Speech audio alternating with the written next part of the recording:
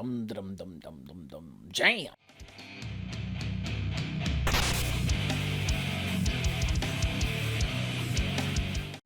Ow, jam.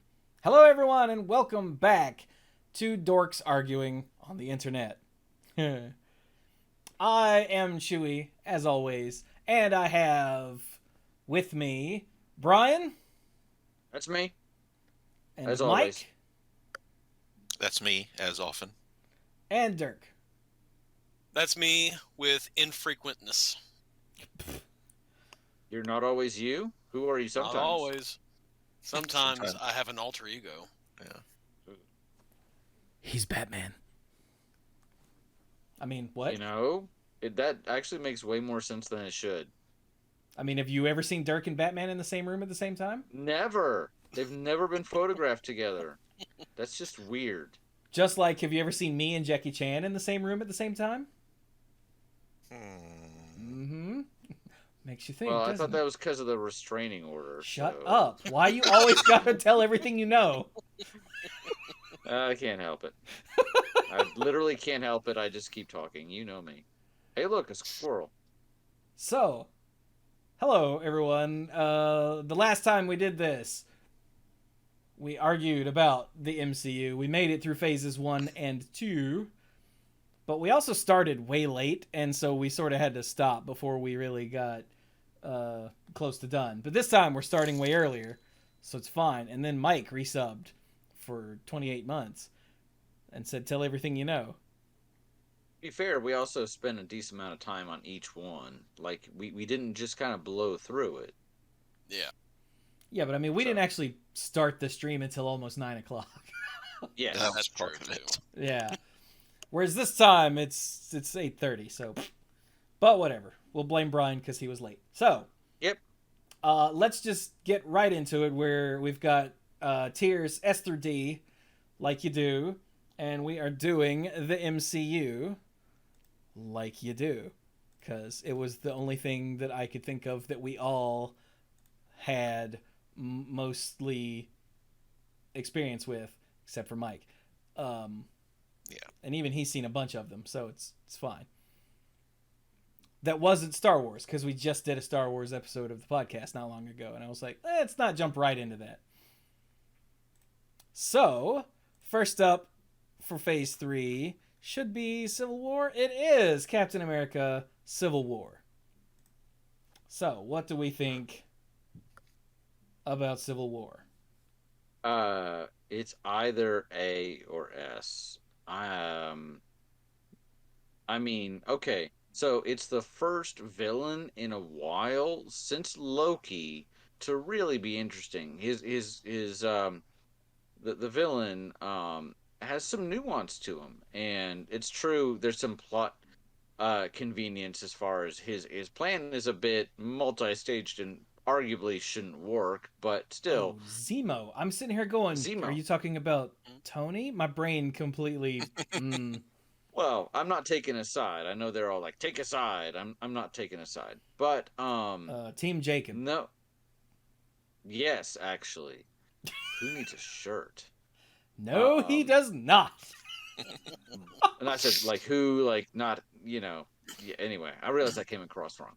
But Zemo's not super powered. He's very good at extracting knowledge. His career and what he did prior to the events of Age of Ultron makes everything make some sense. I'm glad that honestly a lot of the things that have happened in previous movies come into play here. Not just, oh look, here's some of the same characters, but some of the main events have a huge bearing on this. This movie doesn't happen without Age of Ultron, and it's more about the consequences of that as well as how different characters react to it. I think we had mentioned, or at least in passing, about how Captain America starts off very, pro-establishment.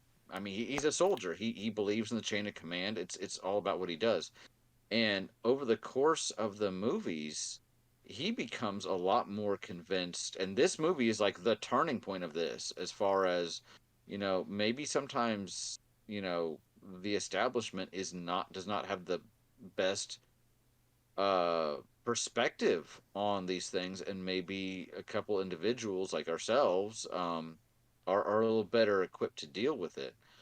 And whereas Tony has almost the opposite arc of like starting off like I privatized world peace. You know, kiss my butt and be sure to thank me. And but at this point, he's like, we need to be put in check, and that's a really interesting character arc. So okay, I realize I've been talking for like 5 minutes, but good characters, very interesting villain, a lot more interesting than actually a lot of the ones to come before. Um, and Also gave us it Spider-Man and Black Panther for the first time. it gave us Yep. Spider-Man and Black Panther, and I knew nothing about Black Panther. I knew nothing about Black Panther, and holy cow, he was done so well. And sometimes when you have these like good guys versus good guys, it's like half this side is brainwashed or controlled, or where the other half is whatever. Here, there were legit reasons for why each side was made up of the members that it did, but in the airport scene, there's still like with Clint on one side and Natasha on the other, there's still like one's like how hard are you gonna come at me, and the other one's like, well, how hard are you gonna come at me? But they Still both have good, right? reasons. Yeah, but we're still yeah. Whereas others, Black Panther was ready to kill Bucky. Like that was the whole reason he was there. And you had everything in between. Um yeah, I feel like S. I'm gonna shut up now. I I highly just doubt think it that. did everything well. Like, I don't know why, but I'm having a hard time resolving the finer details of Civil War in my head. Yeah, I'm having a similar thing. I just saw it once, and it's kind of mixed up in my head with because like I also have a Civil War trade hardback. It like the events of the movie are mixed up in my head with the events in the comic book, Which are not similar at all. yeah, well, They're the big beats are the premise and the big beats, but not the details. Yeah. I don't know a whole lot, and I've said this before. I don't know a whole lot about comics, but wasn't the Civil War in the comics more about like The whether or not Superhero Registration superheroes should Act. have to To register. which is and not at everything. all what this is about. Yeah. So Yeah, this one, like Brian said, falls more along ideological lines of should we be allowed to squash threats as we see them to maintain world peace and to keep the world from falling into chaos, or should it be something where an international government says, "All right, guys, we need your help. We would like you to intervene on this," and obviously Captain America is the one who says, if there's a problem, we should step in. We're here to help. We're here to keep bad things from happening. That's the whole thing about us having superpowers and everything. Yeah, Captain America is Vanilla Ice. Because if you got a problem, I'll solve it. So, whereas yes, as you've got with Iron Man and Tony, he's had such a huge arc so far through the MCU that he's been there. He's been the arrogant person. He's been laid low a couple of times, and has kind of has experienced enough things that he's like, I don't think we should be the ones doing all this. And again, he's got the Which, like, the problem I have with Tony's side of things is that he's always wrong all the time. And he's finally, I think, in Civil War realized that, but he wants other people to be able to be like, no, bad, you're wrong. Rather than just realizing that what he's doing is wrong. Like, the reason Age of Ultron happened is because he tried to do a fascism. Oops. yeah. Well, and here's the thing: is I don't know that either side is completely right. Captain America's side, even if you feel like they really are the good guys, should they be able to just do whatever they want? That sounds great as long as you believe in the people that do it. But then what happens if somebody else uses that same mentality? Yeah. Like, Um, I believe that applies for Captain America specifically. Like, yes, you can totally go and do whatever you think is right. Captain America specifically. yeah, because he but actually does have the honor and the pure intentions and all that hippy dippy stuff. Exactly. but Whereas literally literally nobody anyone else. else would be like, mm, I mean, Natasha's great, but would you be willing to be like, "Hey, Natasha, everything you do is justified"? She'd be like, I don't think she'd want That, that even for herself, yeah. honestly. yeah, no. I mean, people are like, "Oh yeah, she's a spy," but she's also, again, she also is a soldier of a certain sort. So she's not looking to be in charge. Um. So yeah, and then obviously with Captain America, yes, okay, oversight is good, but if you're just waiting around for the government to tell you what to do, the government is going to be like, yeah, we don't value, that third world country as much as we value like New Yeah. York, you know. I don't So, trust, especially given the last, 6 years of the real world, I don't trust the US government to determine anything is good or bad. I mean, even a conglomeration of countries like the UN, yeah, you might be like, okay, more input, that's good, but that also means more bureaucracy. Yeah. So, I'm not taking. Believe it or not, I'm not saying either. Like I said, I'm neither side is 100% correct. But both here, Definitely. that's the thing that we're talking about. This movie. This movie has us talking about politics in a certain way, and in a way that both sides, to a certain extent, make sense. And yet, everybody here, I'm sure, And that's how you can know it's say, fiction.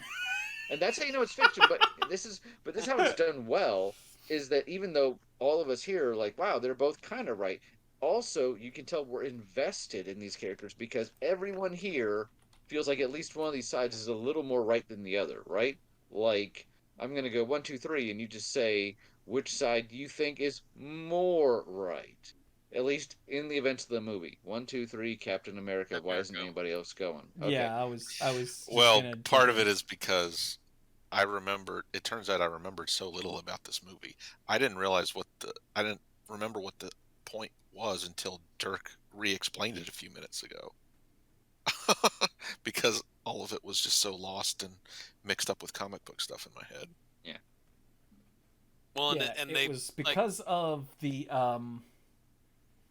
what, like the end of Age of Ultron with the floating city, and then Scarlet Witch accidentally blew up some innocent people instead of all of these innocent people down here. She blew up some of the innocent people up there, Yeah. and that's when the government cracked its whip. And yeah, Which, of course, that was what Crossbones was going for entirely.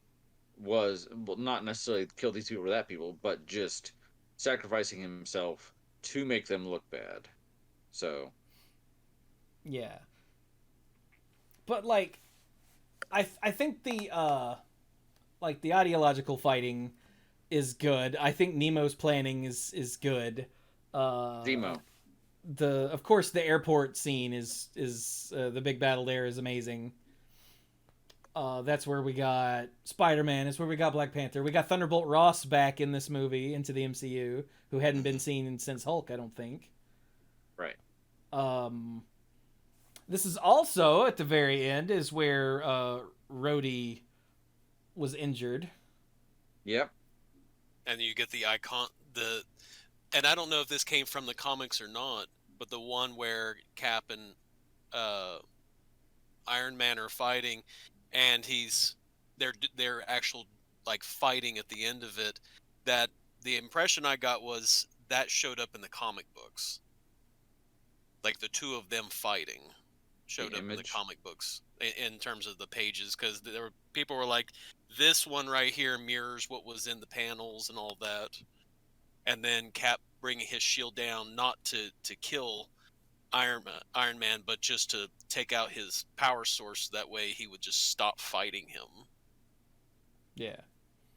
I've never read the comics because I despise Mark Millar. So Oh, I only know because there was a deep dive into the whole thing somewhere that I watched. what do you mean? Oh, Mark Millar is a trash comic book writer. Like, apparently, Civil War is one of the few things where he didn't go fully over the top. well, I'm not knowledgeable enough to have an educated opinion. Oh, okay. So Like I I only used to know the read. one thing that I like. What was it called? The Authority. Hmm. When Warren Ellis was writing it, and that's a whole other can of beans in the meantime. But uh, when he stopped writing it and Mark Millar took over, I stopped reading it because it went from thoughtful to, hey, look, these are people that look kind of like the Avengers, and let's have them do fascism and sex crimes. And I was like, this isn't enjoyable anymore. Now it's just gross. He's also the one that did Old Man Logan, which if anyone's ever read Old Man Logan, you know what I'm talking about. And if you haven't, don't. Trust me on this. Just watch Logan the movie. It's way better. But anyway. But yeah, I think the end of this movie is really great, where Cap drops his shield and leaves, and But there's a moment of panic on Tony's face when Cap has ripped the helmet off of his face and raises the shield. And of course that's what he was waiting for, was his hands were not protecting the arc reactor anymore. That's what he was going for. But there is a moment of panic that he is just overwhelmed. The whole thing feels very raw and very emotional. So Because these were two guys that though they started off on rocky, on a very rocky relationship at the very beginning of Avengers, they had developed enough of a relationship they had each other's backs. yeah. And now that was gone. So For me, it's really good, but I'm leaning towards A in terms of its slot. I am also leaning towards A, but only because, like I said, my brain refuses to like hone in on the fine details, which means the fine details didn't grab me. Like, again, the airport battle is everything I ever wanted. Like, it's all of the kids. It's the kids with all of their action figures, and they're just blamming the action figures into each other. Oh, it's chef's kiss. yeah, it's Smash Oh, Brothers Brawl. like Lanky just said in the chat, it's good, but it's not transcendent. That is a very good way to put it. It doesn't it doesn't lift itself up to that tier like Avengers and Winter Soldier and Guardians of the Galaxy all did on our S tiers we have already. So yeah, I'm with Dirk. I'm gonna put it at an A. The thing I'm not gonna get upset over an A versus an S. So yeah. Well, the thing is there's usually some moment where, okay, like again, Cap and Iron Man are at odds, but they're not like at each other's throats at odds. It's more like, I just need you to stand down. I just need you to stop. And then when it came out that, oh, you knew that he had killed my dad. Yeah. That was supposed to be the moment of, okay, we understand, the big reveal and everything. But the problem is it wasn't a big surprise. It wasn't a huge page turner where you're just like, dun dun dun sort of thing, and that's sort of why it doesn't. It's a moment that again, it's an important moment, but it's not enough to be like, okay, that was just something out of left field. Like again, like when we talked about the Winter Soldier, we're all going in. It's like, okay, Shield is this. Okay, this it kind of feels off. But when it's revealed, oh yeah, Hydra's the one running Shield. You're going, what your brain can't process the fact that you've always assumed this was right, and you just can't put together that they're the bad guys. Like, I should be just like breaking these guys up. You just can't put them together. It's like a big reveal. This Civil War just doesn't really have that. It just has, again, you've got the guys that are fighting each other. There's a reason why they're doing it, but nothing that you're just like, okay, this is really driving that forward in terms of why there's a Civil War. Guess I'm gonna admit that I'm biased because I enjoyed Civil War more than Winter Soldier, but I think that's personal implicit bias more than anything else. Well, I mean, So, that's what we're doing here, yeah. yeah. So you're all wrong and I'm right, but I definitely know. I definitely know where your guys are coming from. I just can't hit. I can't hate you guys too much. Too much. Too much. So, Mike, how about you? I remember it being good, but I just didn't. Nothing stuck with me. I would. For me, that means I would put it between B and A. So I'm willing to meet on A. We have one S, two A's, and a B/A. That sounds like an A to me. Yep, sounds Yeah. like an A to me. Okay. All right. So, next up should be Doctor Strange. So, the first Doctor Strange introduced... Was a trippy movie. I loved it. Very. It introduced the magic and mystical side of the MCU. Mm-hmm. More so In than a big way. like Asgard did. Asgard was more space cosmic, and this is more Yeah. other Yeah.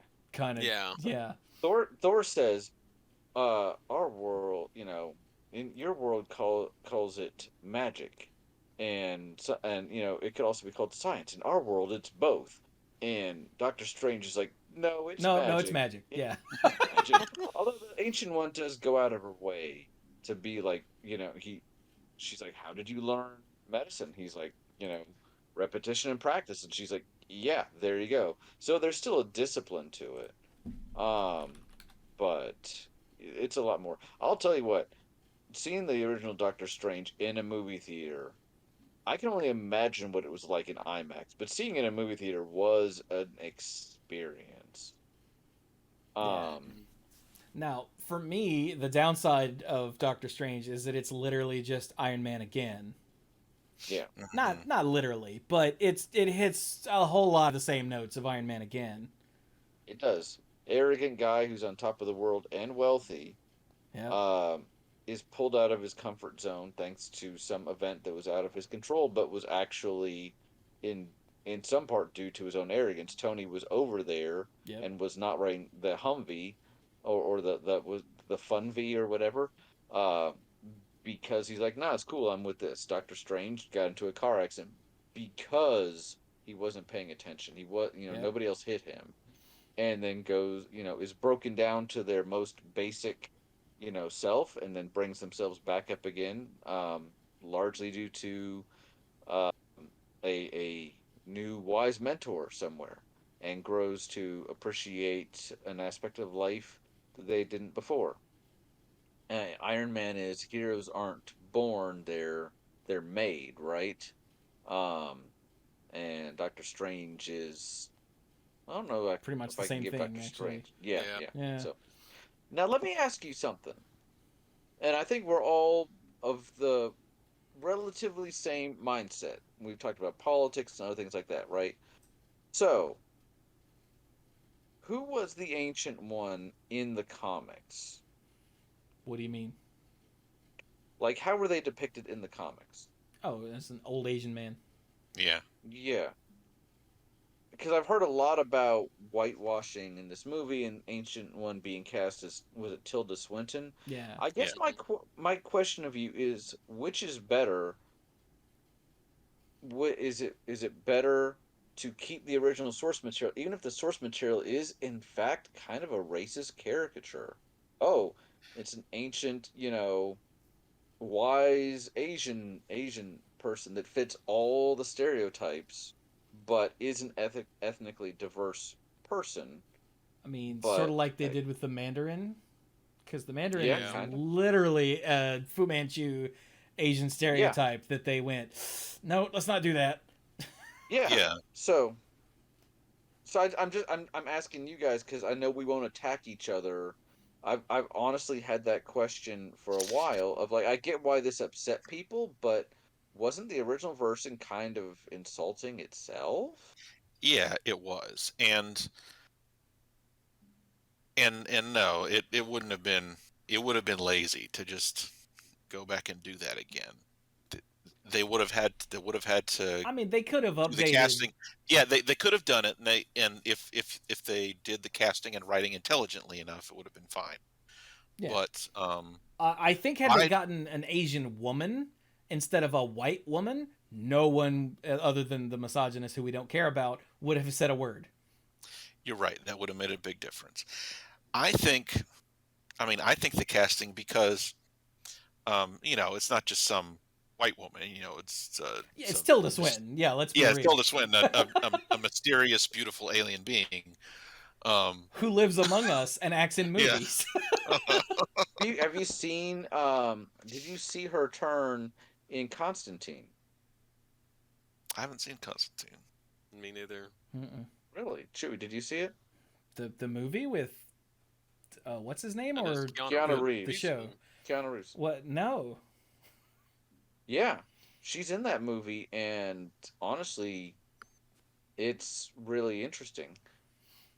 It's Yeah. not a bad movie. I don't know why it's not a great movie, but it's not a bad movie. Yeah, John Constantine at the time that movie came out was one of my favorite characters in comics, and getting Keanu Reeves to play him instead of literally anyone else at the time, I was like, I will never see this movie, and I haven't.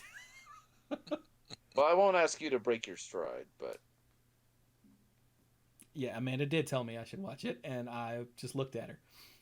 But anyway, okay, back to Doctor Strange. So keep going, Mike. Um, yeah, that casting casting Tilda Swinton in particular, I think was a cool choice because yeah, she has that air of mysterious otherworldliness about her. Um, and having her there, uh, not really explained, also like bald, just being um, just a weird, unexplainable mentor figure. Yeah. Yeah, that helped. But I agree with you. They could have done something slightly different that would have been slightly better. no, I didn't want that to be like the whole conversation about this movie, but honestly, that's been on my mind for a while, and I wanted to ask some like-minded individuals because I know the internet is the internet. So, Yeah. yeah. Like, I understand the whole outroar of, look, there's literally one Asian role here that's always been an Asian role, and what did they do? They give it to a white woman. And I Yeah, get it, that's really stupid. yep, I that's a legitimate criticism. Yeah, I agree with Mike that Tilda Swinton in particular was brilliant, but I still think that they really should have kept it some flavor of Asian and just changed the character. Because as it is, they made the ancient one a white woman and then didn't, like, that's it. It's like there was no change other than she's not an old person. Hmm. So, for me personally, not being a person to who that would have been representational, I see those two things as canceling out, which I know that's some white privilege, and I acknowledge that. Like I still believe that had they gotten like, I don't know, Michelle Yeoh maybe or something like that, that would have been brilliant. Or someone else. It's like they could have done the gender swap thing and kept the actual Asian representation, and the movie would have been better for it. But like Mike said, Tilda Swinton isn't just a white woman. She's, what did you say? A beautiful alien creature who lives among us? Like, Yeah, a mysterious, beautiful alien being. but yeah, I also really like the end of Doctor Strange a lot more than the end of Iron Man as far as character growth, where he's prepared to lock himself in a time loop forever if need be, just to save everyone else. Like, yeah, that seems way better than Tony blowing up his enemy. The whole line about Payne and I are old friends seems really kind of profound to a certain extent, you know. Wait, who said that? He's learned. What's that? Who said that? Doctor Strange says it while he's speaking to Dormammu. Dormammu is basically saying, "You're gonna be stuck here forever. I can keep killing you over and over." Yeah, over and over. And he's like, "Yeah, Payne and I are old friends." That quote has stuck with me. So, I feel like, yeah, that's pretty good. So what do we think? I'd say B. Yeah, I was thinking B. I was leaning towards B, and then I saw Iron Man sitting in B, and I went, it can't be lower than B, because it's essentially, like I said, it's another fairly standard origin story, but done better. So it's either got to be B or A. Yeah. And I like Doctor Strange a lot, but I'm looking at A, and I'm like, it's not in the same class as these. It's really not. No. Well, no. I don't know. I could probably put it up there with the first Avenger and be happy with that. It's one where I watched it. I was like, oh, it's not bad. But I haven't actually gone back to watch it again. Also, it's where we get Wong, and Wong is one of the better characters in the MCU still. Yeah. He's definitely one of the funnier characters. Played by Benedict Wong, which I find funny. I had forgotten on the nose. That one. Yeah. But I like that they made Wong not his manservant, because in the comics, Wong was just the guy who lived in the big house with him on Bleecker Street, but Wong is an actual character.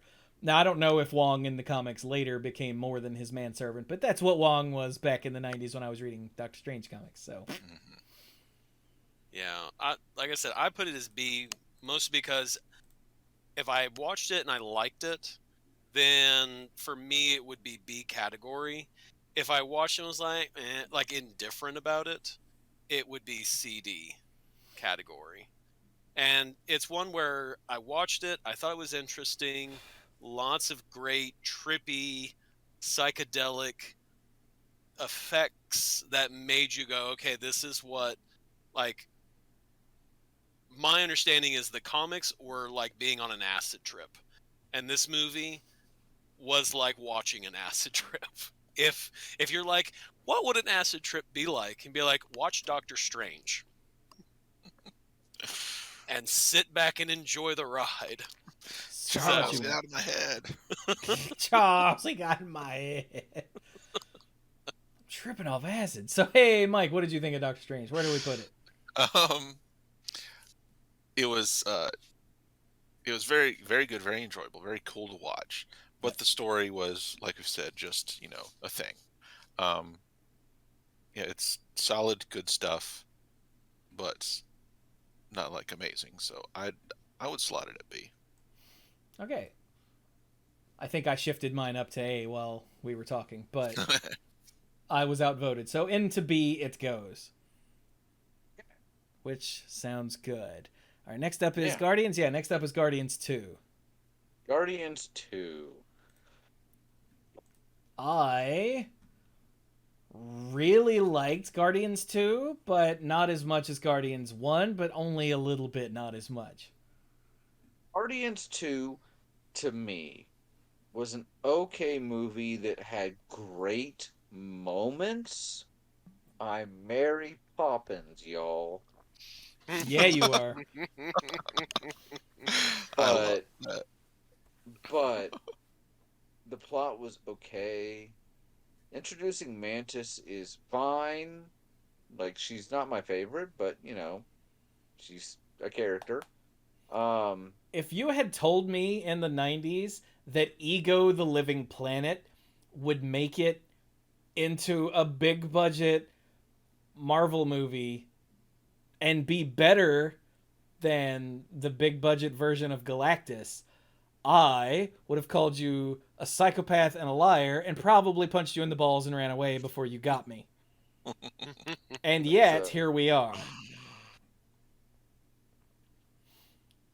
So, like, when it was like, amigo, I was like, nuh-uh. Like, I might have said that in the theater out loud. Like, nuh-uh. Like, Ego the Living Planet, get the hell out of here. You didn't put that in a movie? You didn't, with Snake Plissken? What? And yet, it pulled it off, and I can't even. I mean, not only did we have Snake Plissken, but we had Hasselhoff, Yeah, yeah. and they're kind of the same person. I remember Wait, Hasselhoff was in watching this this. movie?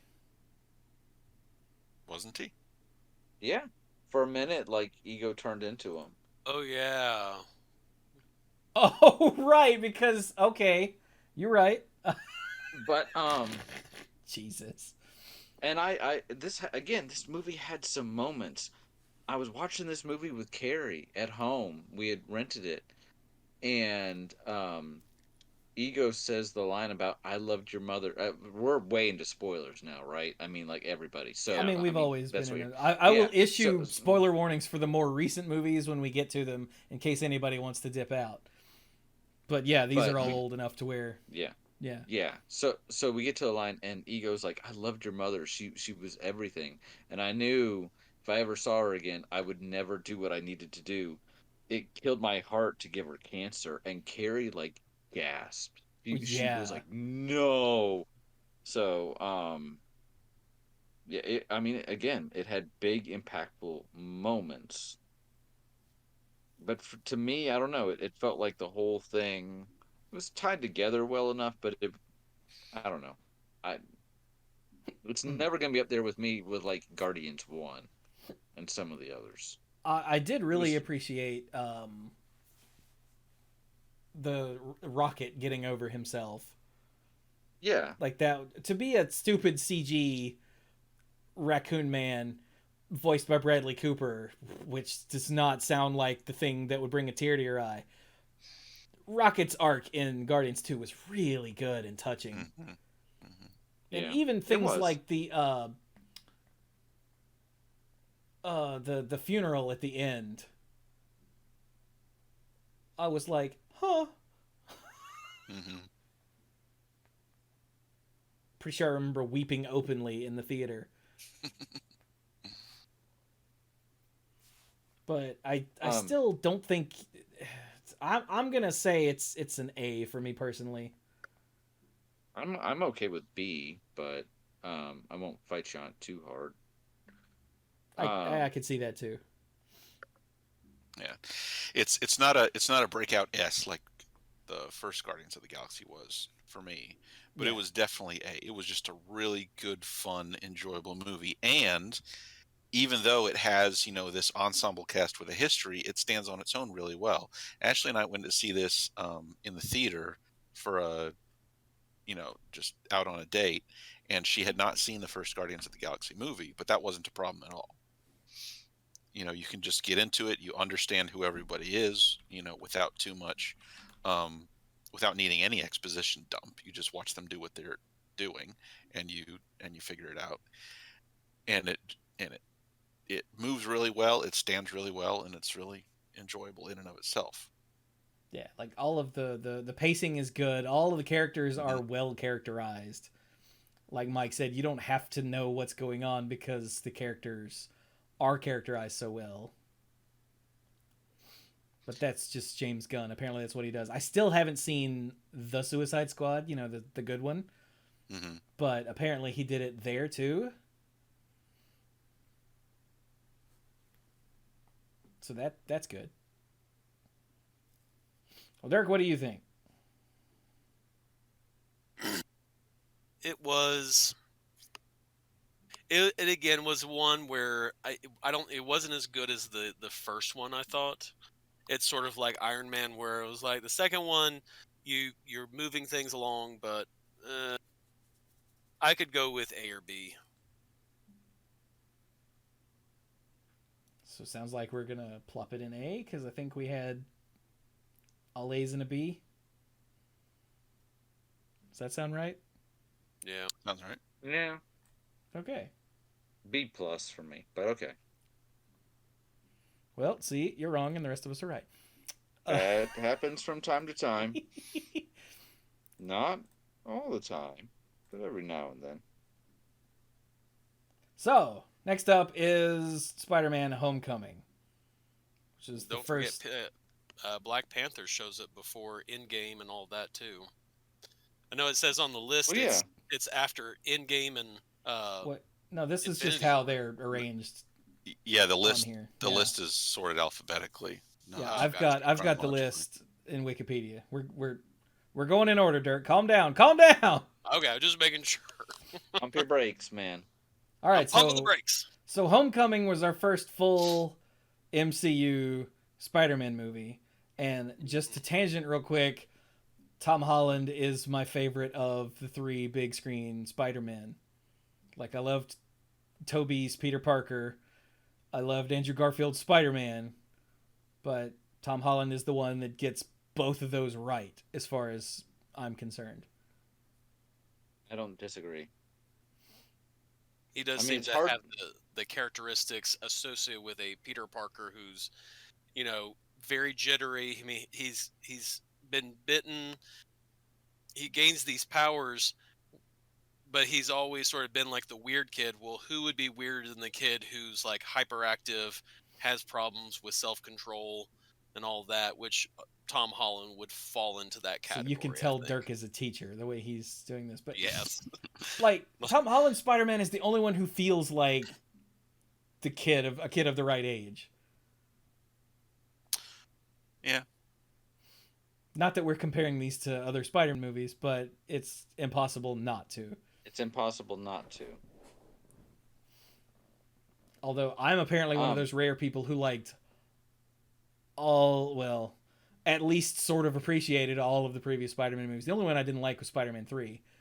Like, I was one of those people who liked Amazing Spider-Man 2. So, not that it was, brilliant or anything, but I really liked it. I tend to like most things, though, so. I actually like Spider-Man 3, but mostly for the portrayal of Topher Grace's portrayal of Eddie Brock. So it had other less redeeming qualities. Like Topher Grace's portrayal of Venom. Yeah, a little bit, but okay, all right, okay, this is not the movie we're talking about, but I'll ask you, which is more compelling? A Venom that is the complete physical opposite of part of Peter, where he's like this hulking thing, or a Venom that is Peter Parker, but Peter Parker that's made all the wrong choices in life? Like, could you see Topher Grace as Peter Parker, the nerdy Peter Parker? I think he was on some lists to be Peter Parker at some point, so I could see it, yeah. Yeah.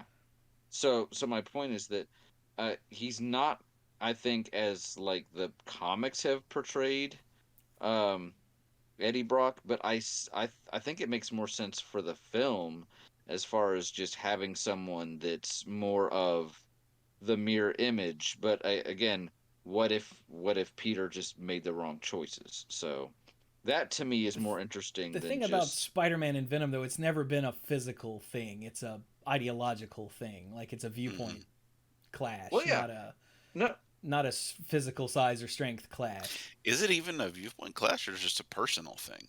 Well, I mean, Venom believes, at least, again, I'm going from the 90s and 2000s here, back when I read comics. Venom believes that he protects the innocent, and he is innocent, and it's all Spider-Man's fault. Yeah. And Yeah. Spider-Man knows that is not the case. You murdering psychopath. So my point with that is that it's the Topher's portrayal is physically a lot closer to Toby. But anyway, that's not the movie we're talking about. I would probably agree with you more if the Venom thing had his own movie and hadn't been crammed into this other movie that was already good. Yeah. Oh, no doubts. But as far as this one, Michael Keaton as Vulture. He is like, he's so good as like the well-to-do, or at least mostly well-to-do. I mean, you see his house at the end of the movie. It's a damn nice house. Damn nice house. But and that like makes sense. Before that, I think he was probably in a similar spot. Who is very entitled and thinks that, hey, I put myself on the line to get this job, and they're like, well, I'm sorry, but this isn't your job. And he feels that he was wronged, which I can understand that, but he feels that he was wronged, and then he becomes a criminal? That's just you being a dickbag, dude. No one pushed you into being a criminal. Sorry. Yeah. No, you're not wrong. So I love the nuance on that. And the fact that it ends up being, you know, his love interest's dad right at the end, it just was like a Yeah. like when he opened the door and he was standing there, like my butthole puckered. I was like, oh no, because it's that Peter Parker luck. Yeah, I did not see that coming. I thought that was done really well. So I think the whole thing with Peter and the boat and trying to prove himself and trying to do right, or the ferry rather, I think that was all really well done. Yeah. And was an excellent mirror. Of course, then they mirrored it again. Like that famous scene where Spider-Man is buried under all kinds of metal and there's water rushing in and he's got to get something to Aunt May or something. I can't remember because it was from the 60s or 70s. But there's that iconic scene where he lifts it all up off of him. And that's what they did at the end of the movie. But they did it first with the boat where he's like trying to keep everything together. Yeah. And it doesn't work despite all of the Stark tech in his suit and whatnot. And then they do it again later when he's in, you know, a hoodie and some sweatpants. And I love that entire arc where Tony takes the suit away. He's like, if you think the suit is what does it for you, then you don't deserve the suit. And I was like, oh, so good. And it's also really freaking funny that it's Tony Stark saying that, who is nothing without his suit. Yeah. As far as the side Take away of the things suit. goes. What do you have? Billionaire Playboy philanthropist. Yeah. Yeah. But like as far as heroing, he's literally nothing without his suit. Yeah. He's I just gotcha. another rich guy. Yeah. I saw an article a while ago that said, like, why didn't Tony make every Avenger an Iron Man suit? And I'm like, that is a decent question. It's entirely probable that he offered, and they were all like, no.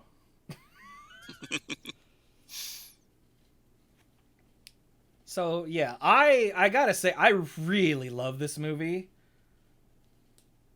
but I don't know if I'd put it at S. I don't know. It's a very solid A for me. It's very well done. How about you other two? It's a B for me. And I'm gonna explain why. Really? Oh, Okay. Explain away. Tell us how It you're wrong. is incredibly slow to me. He spends a sizable chunk of the movie trying to get out of a vault. And then he just decides, well, I'm going to give up and I'm just going to talk to the suit. And it's almost like he's too curious for his own good at some point. It's like, let's go in and reprogram this thing. Okay, well, let's do this. And then it's almost like, and I understand that's the whole thing about his character is that he's innately suspicious and wants to investigate and try and show that he is deserving of the suit and all that. But there are just times in the movie where it's like, oh my gosh, can we move the plot forward? And so I found the movie to be fairly boring. There were times I'm watching the movie and I'm like, oh my gosh, I'm gonna just go to the bathroom and I'm not even gonna hit the pause button because I'm bored during this movie. Huh. Interesting. I don't think I've ever heard anyone say that before. I mean, Brian did say, "Tell And- us how you're wrong." So, good on you for that. Like, I would almost be willing to be like, I would almost put it at C, but I'm like, I mean, it Wow. wasn't like a bad, or it wasn't a movie that I'm just like, I just thought that the plot didn't go anywhere or anything like that. I mean, it was going somewhere with it, but at the same time, there are just parts where I'm like, he's been bothering Happy for so long that when he's like, Happy, no, seriously, this and that, and he's just it has to do again, I guess, with the way Tom Holland played the character. That again, he played the character the way he wants to play it, and that Spider-Man has his quirks. But at the same time, I'm just like, oh my gosh, this movie is so slow. I think Tom Holland does such a good job of portraying a high school student that it reminds Dirk of school and Yeah. instantly puts him in clock watching mode. Like I said, there were just times where he got in there and I'm just like, oh my gosh, this is like the 10th time something bad has happened to him. And I was like, I'm just tired of seeing this. And again, it was just one of those my son does this thing where There we go. when something bad happens, he covers his eyes or covers his ears and he walks out of the room. Okay? This is one of his quirks, that when he realizes something bad is happening, he's just like, I just want to remove myself from what's going on, the situation, everything. I'm watching this movie and I'm just like, oh my gosh, he's doing it again. Where it's just like, how can I get into trouble? And I'm just like, and I just want to fist palm, like I want to face palm myself, just like, just stop. And I think that was the thing that also got me with regards to the movie and everything. Was I'm just like, he's got this. Okay, let Tony know so that he's aware and all this, and they're just anyway. But I mean, that's not on him. Happy and Tony both don't listen to him. I understand that's part of the plot of the movie, is that he hasn't earned himself up to that point and everything. But at the same time, I don't even know if it's that. I think they're just dismissive because he's a hyperactive kid. Yeah. So, Mike, you haven't weighed in yet. That's because I haven't seen any of the Spider-Man movies themselves. I've only seen Tom Holland in Avengers movies as Spider-Man. Oh my God. Not on Disney Plus. They're not, no. We have it. We have it through our phone plan. Have what? Oh, wait. No, Maybe they're I not didn't on Disney understand what Plus. you meant. Yeah. Incredible Hulk and the 3 Spider-Man movies are not on Disney Plus because they're not Disney movies. That's right, because they're Sony. Yeah. I have 1 and 2 digitally, Mike. If y'all want to watch those at any point, because they're really good. Don't listen to Dirk; they're really good. Both of them too, but Okay, that, so Mike is out. Dirk said a B or a C. What Brian? I already forgot what we said. We both A. said solid A, I right? said A. Yeah. All right. Well, we outrank Dirk because there's 2 of us. So put that in A. that's fine. Yeah. I know. Looking at chat, and they're like, "What?" So It's yeah, okay, Dirk. You still I have can some be limited credibility. I'm willing to be the one who's like, yeah, I'll take the what is it, the one plot that's outside of the norm. All right, let's see. Thor Ragnarok is the next one. Which, given that we've got the first Thor, which I really liked, at B, and the second Thor, which I sort of liked, at D, I'm pretty sure Ragnarok that is an means F Ragnarok for me. has to be either S or A, because it's just better. Oh, it's amazing. It's at least a B, but it's not in the same range as the first Thor. It's a strict upgrade. It's strictly better. We're not talking about magic. It's strictly better than Thor. But is it on the same level as like Civil War? Yeah. That's kind of a tougher question. No, Okay. it's not. No. All right. So Well, it's this not. one, It's not S. I mean, it's A, but it's not S, right? see, I'd argue it's S, but see, Oh, crap. and for me, it has the typical Marvel formula of you drive the plot and everything, or you have a plot that you're working towards and a bad guy and everything. But this one was just, it was such an engaging movie to watch that that again, there are things happening often enough, like, you know, he's like, where's Dad? He meets Loki. Loki, you know, Loki's. They get to meet Strange and have the most amazing meeting. That is my favorite meeting of all time. Particularly when you have Loki, who's a sorcerer, meeting Doctor Strange, who's also one, and being like, "Yep, bye," and just ships him off. Also, And this you is have where we get oh no. Matt Damon in the MCU, yes, however briefly. it's for me, it's a very enjoyable movie. There's enough funny things that happen in it that it kept me very entertained. It had an amazing soundtrack with, you know, Immigrant Song and all. And Okay, yeah, that immigrant song scene is brilliant. mm-hmm. But I'm pretty sure you could put any sort of scene in a movie to immigrant song and it will just make it better. That is true. It's just, I don't know. It was it was almost on par with Guardians of the Galaxy for me, in terms of it was just a fun movie to watch, and you can almost watch it by itself. Oh yeah. Like Bogart said it might be S for saving the Thor franchise, and I think you're more right than you know, because I think Chris Hemsworth was actually getting sick of being the Thor that we saw in the first 2 movies and Avengers, if I remember correctly. Well, and Portman did not want to be in this one because I think she got really fed up with the first 2 Thor movies, that she did not want to do the third one. Wait, And she didn't, did she? She did not. Okay, She I did didn't not think do so. the third one. Yeah, she was mentioned in passing, like, sorry you broke up with Jane, and that's it. Yeah. Yeah.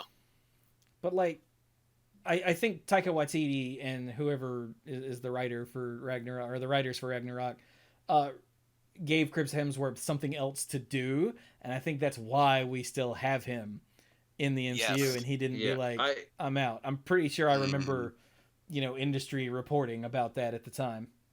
I feel like, I will say this. I feel like Thor Ragnarok was the one that got what to do with his character, and they didn't make him pure slapstick. If they had, I don't think that would work. Yeah, that But they wouldn't have let been him good. they let him have fun. Yeah. The Yeah, I Thor mean, in Thor Ragnarok versus the Thor in Thor the Dark World. Just what a difference. Like yeah, I he's mean, still if you think still this about it, in the first two movies, all they did was kick him while he was down. Like he lost his standing in Asgard and his hammer and all of his, honor and all of that. And in the second one, he lost his mom and his brother, he thought. Hmm. And then in the third, I mean, the loss continues in the third one because I'm pretty sure the third one is where Odin dies, right? Yeah. Yeah. But he gets to have that. It's not like, he finds out, oh yeah, mom's dead. He has a resolution with her, or with his dad. And he, kind of has a moment. He's having that brother construction with Loki. Yeah. So it's, yeah.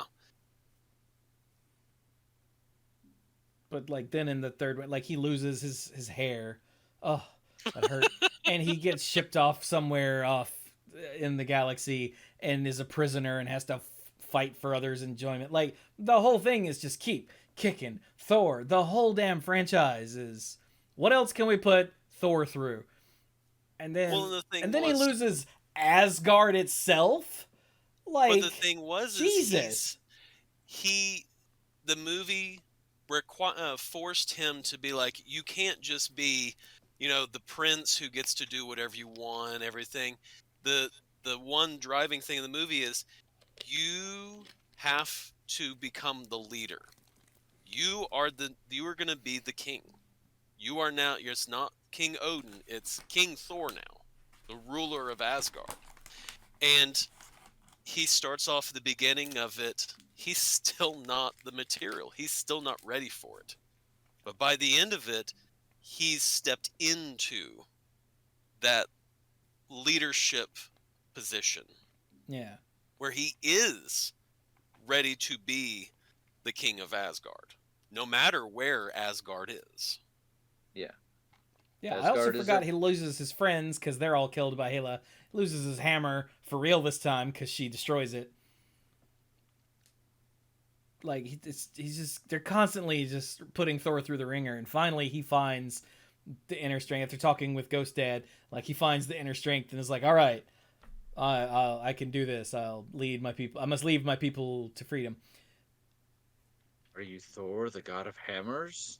That's a great line. Yeah. A And lot of great lines.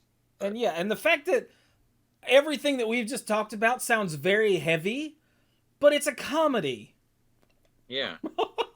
This is when I think of, what should a Marvel movie be like? It's one that does get into heavy themes, but also has moments where play to the audience, and times where um, I don't want to say break the fourth wall and do something but do something that gets the audience, that makes them laugh, gives them a little chuckle, because again, it's a comic book. It's a comic book adapted movie, so you can't be like, treat this as though it's a suspense movie. It's gonna have to have some lighthearted moments, and I think this one really fits that mold. Like I said, it's almost Guardians of the Galaxy esque in terms of, you watch it and you're just like, it's a movie that if you're just wanting something that has stuff that's a good decent movie, but also is lighthearted and funny and entertaining to watch. Yeah. And that's why for me it falls into S. It's not a pivotal turning point, although it does essentially herald the Infinity War at the very end. Yeah, I don't remember if that's a post-credit scene or if it's just the very last bit before the credits roll is when a big ass ship appears. And at the time, even though I've been a fan of Thanos since middle school, I was like, "What's with the big ship?" Get home and look it up. Oh, that's supposed to be Thanos' ship. Ah, piss. Mhm. I kind of figured. I didn't know anything about it, but I just kind of figured. And part of that is just meta, like knowing what movies were coming next. I was like, yeah, we're coming real close to Infinity War. At the time, it was Bill's Infinity War Part 1 or whatever. And So, um, who hasn't weighed in yet? Mike. I don't know. I think I've kind of hinted around the edges. I don't know that I've officially said. I really do like this movie. I just don't know that I like it as much as some of the A's personally. But I think it is the best of the Thor movies. So this is where it's tough for me because I would almost put this at like a B plus. But I'm probably Oh, okay with A. also, by the way, Mike, we are aware that Love and Thunder is out, but I'm pretty sure none of us have seen it. I haven't seen it. Planning to see it with Sam after she comes back from camp. So Yeah. yeah. So, Mike, did you see Ragnarok? You did, right? I really wanted to, but I haven't. I missed it. Mike, I'm going to hurt you. Yeah, I know. Okay, My so- favorite part is still where he hands him a gun and is like, "The revolution shall begin, brothers." Get help is probably my favorite part. Get help is pretty funny, and he's adopted. And Get help is I'm Point sorry. Break. And Point we break. did talk a bit about in the last episode about how much Carrie loved the line "puny god" in Avengers. So the scene where Loki gets to say, "That's how it is. That's how it feels." Just a lot of the little callbacks like that. Yeah, I like how somehow Loki's been on that planet for I don't know a little like while. months. Yeah, And yet, well, I don't know. They say months, but he's been there long enough to get closer to the Grandmaster, and yet he has no idea who the Grand Champion is. Is kind of hilarious, but you get the nice reveal moment. He's like, "I have to leave. I have to leave like right now." Jeff Goldblum as the Grand Master was the most amazing Yeah, okay, this is an A. choice. This is an A. I mean, come on, all this great stuff. This is his pleasure Jeff god. Goldblum.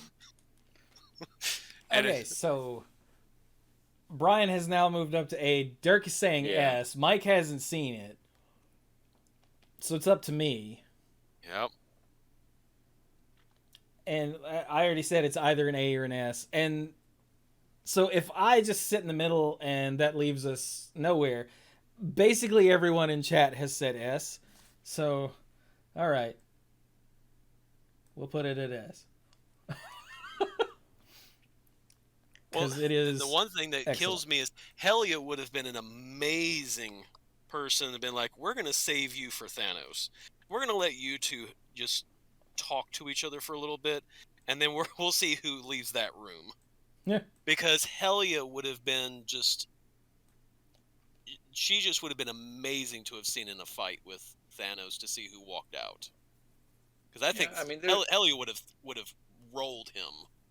Well, I mean, you can have I don't know that about all debate that. about a lot of the villains that we've seen, That is including, true. like Ego, the Living Planet, if it was Yeah. on Ego, but He is a planet. or if he was in What or if lives. he was in David Hasselhoff form, So All right, moving on, because we still have a lot to go, and it's already almost 10. So Black Panther. this is what we do. Yeah. S. Well, that was quick. I mean, well, it's getting late. Hey, this Mike, is a no-brainer. Of what we have left, how much have you seen? I have seen Infinity War and Endgame, Black Panther, Shang-Chi. Yeah, I think that's it. Okay. Well, at least you've seen, some of them. Have you not watched any of the TV shows? No, no, not the ones listed here. I watched Agents of Shield and Agent Carter when they aired on network television. So the ones that don't count. About Got Agent it. Carter. Okay, so maybe we'll just stick with the movies for now and not fool with the TV shows. But okay, so Black Panther. Brian just went S without. Yeah. Does anyone not have it at S? I don't. Okay. I have it at A. It was a really good movie. I mean, It's not one where I'm like, oh my gosh, it's amazing and everything. Like it's something I want to watch all the time. It is really, really good though. Michael B. Jordan just Was eats amazing. up the scenery. Yes. And he's a bad guy. There's no question he's a bad guy. His name is Killmonger. I mean, it's hard to really, like, okay, you're here to apply for the staff position, Mr. Killmonger. It's on my mom's side. Okay. But he just chews it up, and he is a bad guy, but you get it. He grew up in a world that was not like privileged. His dad died like violently when he was a kid. He came home from playing, and his dad was dead. And I guarantee you, the police didn't, even if they even if they wanted to do something, like foreign royalty drops in, like from the sky, and they can't track that or whatever, so. And everything he learns about this place from what his dad left behind, he has this growing resentment. He sees the world, and he sees what it's done to people like him. And so what I'm basically getting at is that he's a bad guy, but you get it, You get this is what made him this way. And he still makes bad choices, but and the ladies, I the Dorma something that I can't pronounce. I can never remember what they're called. Dorma something. Yeah, the honor guard. Yeah. Carrie is not one that she believes in causes and things like that, but she's not always one to be like, on the front line or whatever. She likes representation, but she doesn't go out of her way to be like, I need to see this because of representation or anything. But afterwards, she said, when we were driving home, she's like, it was so awesome to see strong female characters that they were just part of the movie. There was no explanation. There was no trumped up reason for it. They were just kick-ass female characters that kicked ass and took names, and it was just the most natural thing. And that's, I think, what really got to her, was how there didn't have to be this explanation. It was just, we're here, we're awesome, deal with it. And the men in the movie were like, just accepted it. They're just like, that was normal awesome to them too. Mm-hmm. That was normal to them, and it didn't have to be like, what? So she really dug that.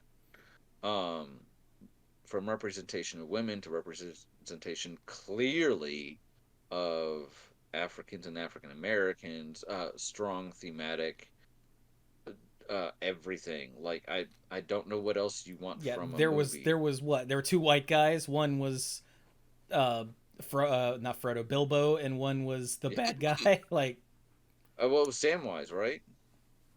What? Oh, Or was it? No, Bilbo. you're right. You're right. Yeah, he was Bilbo. Martin Freeman, and the other one was Claw, who is another one that, like, if you told me it was Gollum, yeah. Oh yeah, whoa. Funny that. Now, he's another one that if you told me that Ulysses Claw would have been in a Marvel movie and done well, I'd have been like, yeah, okay.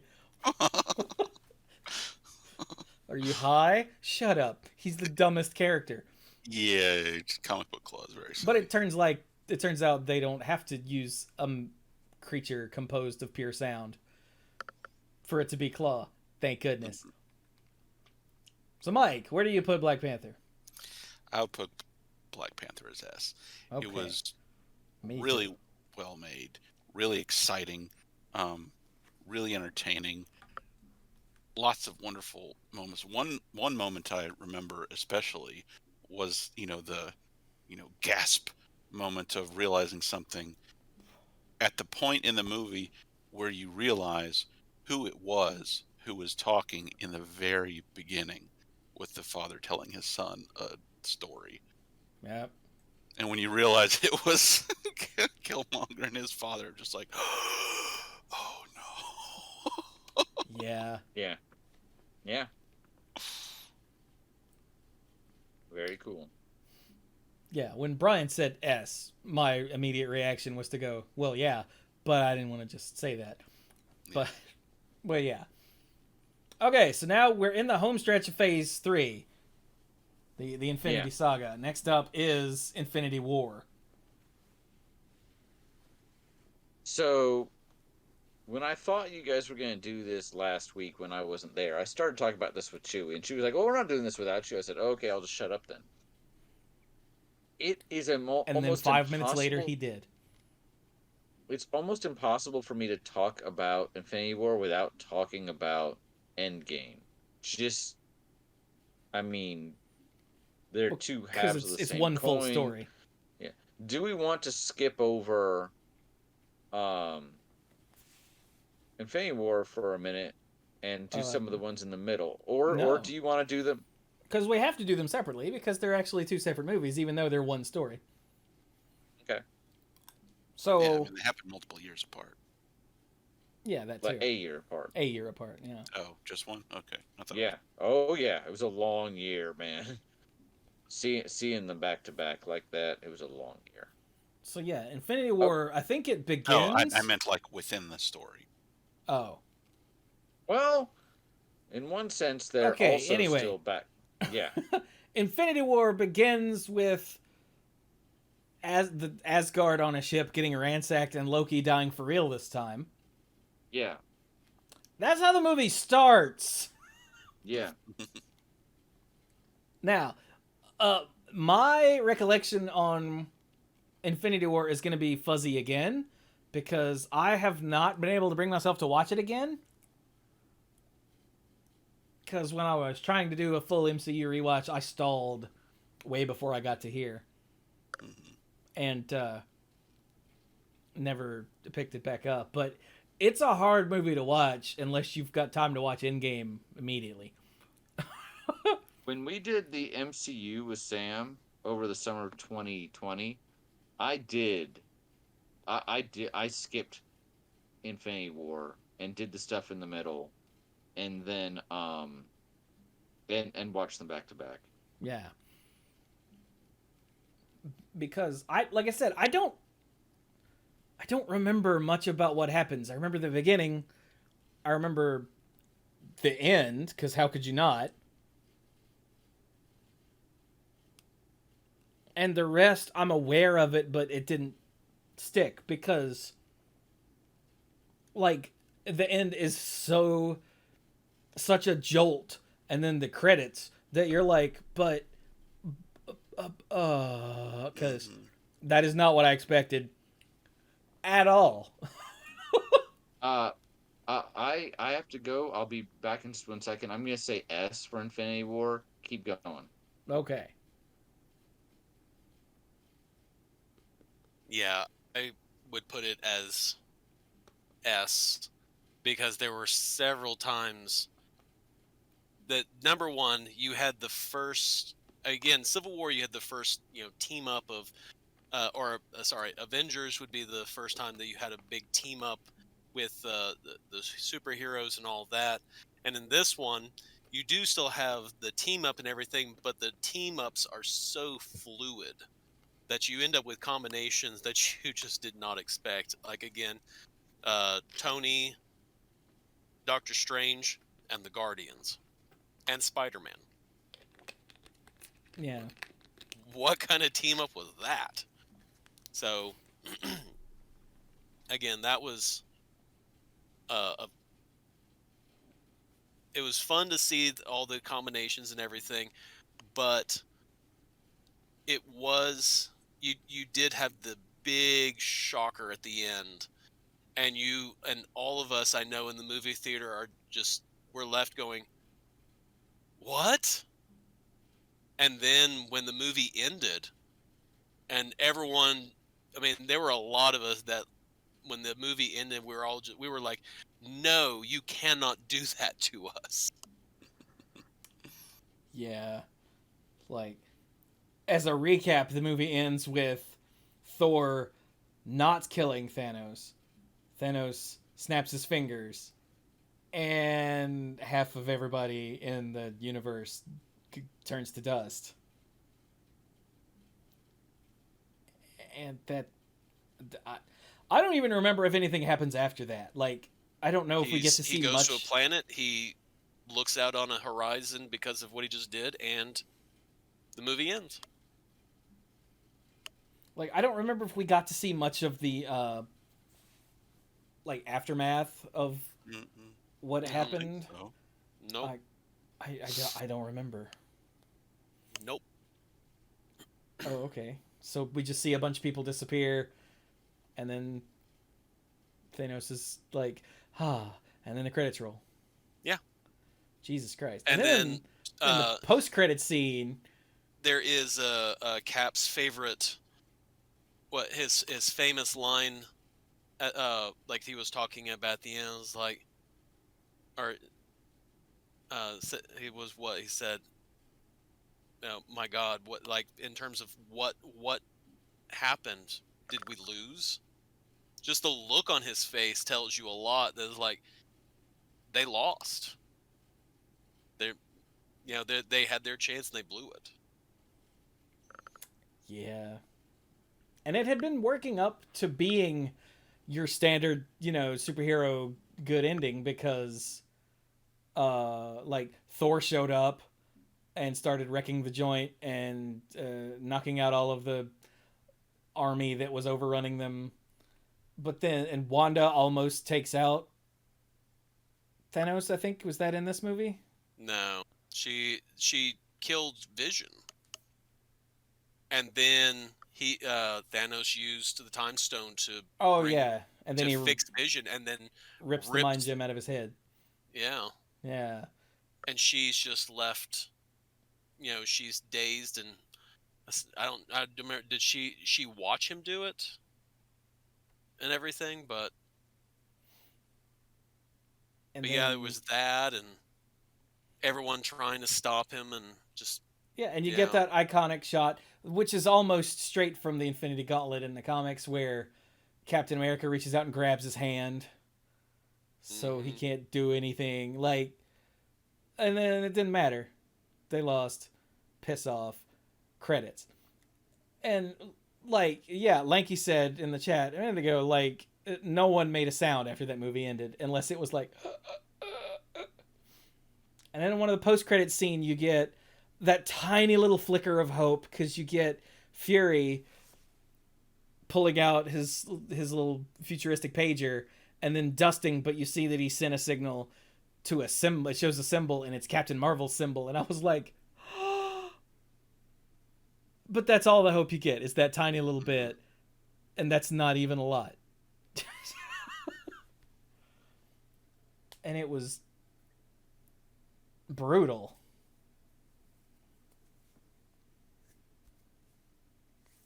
But yeah, it was the ultimate fake out, because the MCU has just culminated in losing. What? Oh. Okay, so are we just putting that at S? We're just putting that at S, right? Yes. Okay. Yeah. All right, so next up is Ant-Man and the Wasp, which was a nice little happy diversion after the end of Infinity War. Mm-hmm. Which, goodness knows, we needed after Infinity War. So Ant-Man and Wasp is, it's the second Ant-Man movie, and it's all about... excuse me. This is the Wasp's chance to sort of get the spotlight. Because I think in Ant-Man, she could use the Wasp suit, but she was not allowed to, or she really didn't get the chance to Well, show it off. No, the This Wasp was the suit. movie where she got The Tomlin Wasp suit. actually At the got end- to do it. Yeah, At the the Wasp end of suit the didn't show movie, up until a post-credit scene. Yeah. in He's the like, first "Hey, movie. I have this suit for you." So, yeah. Yeah. So, But like Ant-Man and the Wasp was I don't remember much about Ant-Man and the Wasp. Not in a bad way, just because that's another one I haven't seen more than once. it had Lawrence Fishburne in it, which was cool. But I don't know. For me, it's more of a B to C range. Like I don't remember. I remember they end up in the quantum realm and they find Janet Ghost. and Oh wait, yeah. and yay, everybody's happy. And yeah, Ghost is there. I couldn't remember her name, but that's my fault. She's just another villain that's like, I mean, I like sympathetic villains, but she was nowhere near the caliber of, I don't know, Loki and Zemo and all of them. I mean, I seem to remember she had a more personal reason to be after them, but Well, it Yeah. was so she wouldn't die was the big thing. Like she needed quantum matter to like not phase out of existence. So Yeah, the suit kept her in phase with the universe, or else she'd be lost. But I don't remember. The movie explains sort of how she got to that, but I don't She was- recall it. some sort of shield, she was in an explosion, and shield basically, aka Hydra, basically turned her into a living weapon, and I mean, she's kind of like Doc Ock a little bit. I was a good person until I got these metal arms, and now like the only thing that I really remember about it is something that Bogart just said in the chat is this movie had to happen in order for the beginning of Endgame to make sense. Yeah, because the quantum realm is how they were because she was there for years, but she Barely hadn't aged as much or something Yeah. like that, and so that was part of what happened. And then because he was in the quantum realm, he was there for a couple of hours, but 5 years went by. Yeah, like the post-credit Yes. scene is really all That's you not needed. where he came from, right? yeah. It was to explain, and not only that, but it set up the time travel period. So this turned into the MacGuffin. But like there was a movie around that, that I remember liking, but I don't have any knowledge of it because it didn't matter. It was. I think coming fine. after Infinity War was to its detriment Yeah. because like Infinity War was such a bummer, and then Ant-Man and the Wasp was like, oh, this happened a little while before that. Look what's going on, and then at the very end, it's like, and here's something that ties it to Infinity War. Okay, bye. Yeah. And that's It the was a part nice that my little- brain latched onto, unfortunately. It's a nice little palate cleanser. It's a little more light, a little less serious. Still gotta love Louise with his, plot summaries. But at the same time, Louis I don't know is if you're just like the me and best. you're watching this movie, kind of you're at the back of your mind, you're like, bad things are coming. Like where does that figure into this? So And Mike, you didn't see this one, right? Correct. Okay. I'd put it C. What do you think? Yeah, Sean? I was about to say, I see it suffering from the same problem as Iron Man 2, is that it mostly exists to set up what comes next. Yeah. Like, it's good, it's fine, I don't dislike any of these movies, but yeah, I can see it as at a C with Iron Man 2 just easily. Yeah. Just Yeah. because it didn't stick for Yeah. me personally. It's not a D, no, but no. it's not a B. Yeah, so C. C it is. Dirk, you CC? good with that? Yeah, I'm good with it. It's still a fun movie. Yeah. Okay, then we have Captain Marvel, which I love Captain Marvel so much. So I love this movie, but I also have this thing. It's a flaw. I am aware of it. Where when people, I think, irrationally hate something, and I do mean irrationally, it makes me want to justify the thing more, even if at the end of the day I go back and I'm like, was it that good? And I think it was good. Was it great? But then people attack it for no reason, and I feel compelled to be like, it was the best thing ever because you're morons. You know what I mean? So Yeah, I'm not the saying, right. What Brian's talking about is the men's rights movement and the right wing reactionary dickheads all decided to dogpile Captain Marvel and Brie Larson specifically because woman. because woman. Like, Rotten Tomatoes had to change how they rate movies and how they allow people to rate movies because of this movie. Because before the movie came out, it It was was getting review bombed. so many downvotes from people that had never seen it because they didn't want people to see it because it offended their frail masculinity. And I do mean frail. That this movie existed. So they're like, oh, if we bomb this enough, people won't see it. Even though people were like, huh, this movie hasn't come out yet. Why? And they saw it anyway. And it turned out it was pretty great. I I thought And don't, very anyone with good, any solid sense movie. knows not to go by what Rotten Tomatoes says, yeah. So, especially not the user rankings. Don't yeah. just don't. So, I like this movie a lot. It was the first Marvel movie I showed Sam because before we even started the MCU, I showed her this movie because I said, I think you're going to enjoy this. And as it happened, of course, it's also the first one chronologically, unless you start with Captain America and pre-Popsicle. But, in terms of the chronology, it's toward the beginning, and she loved it, and I was like, okay, well, there's some other movies too. Um, so I just thought it was a great movie for her to see, And I and she remember loved it. after I saw it, I told you, I'm like, this is one you need to show Sam. I was like, yeah.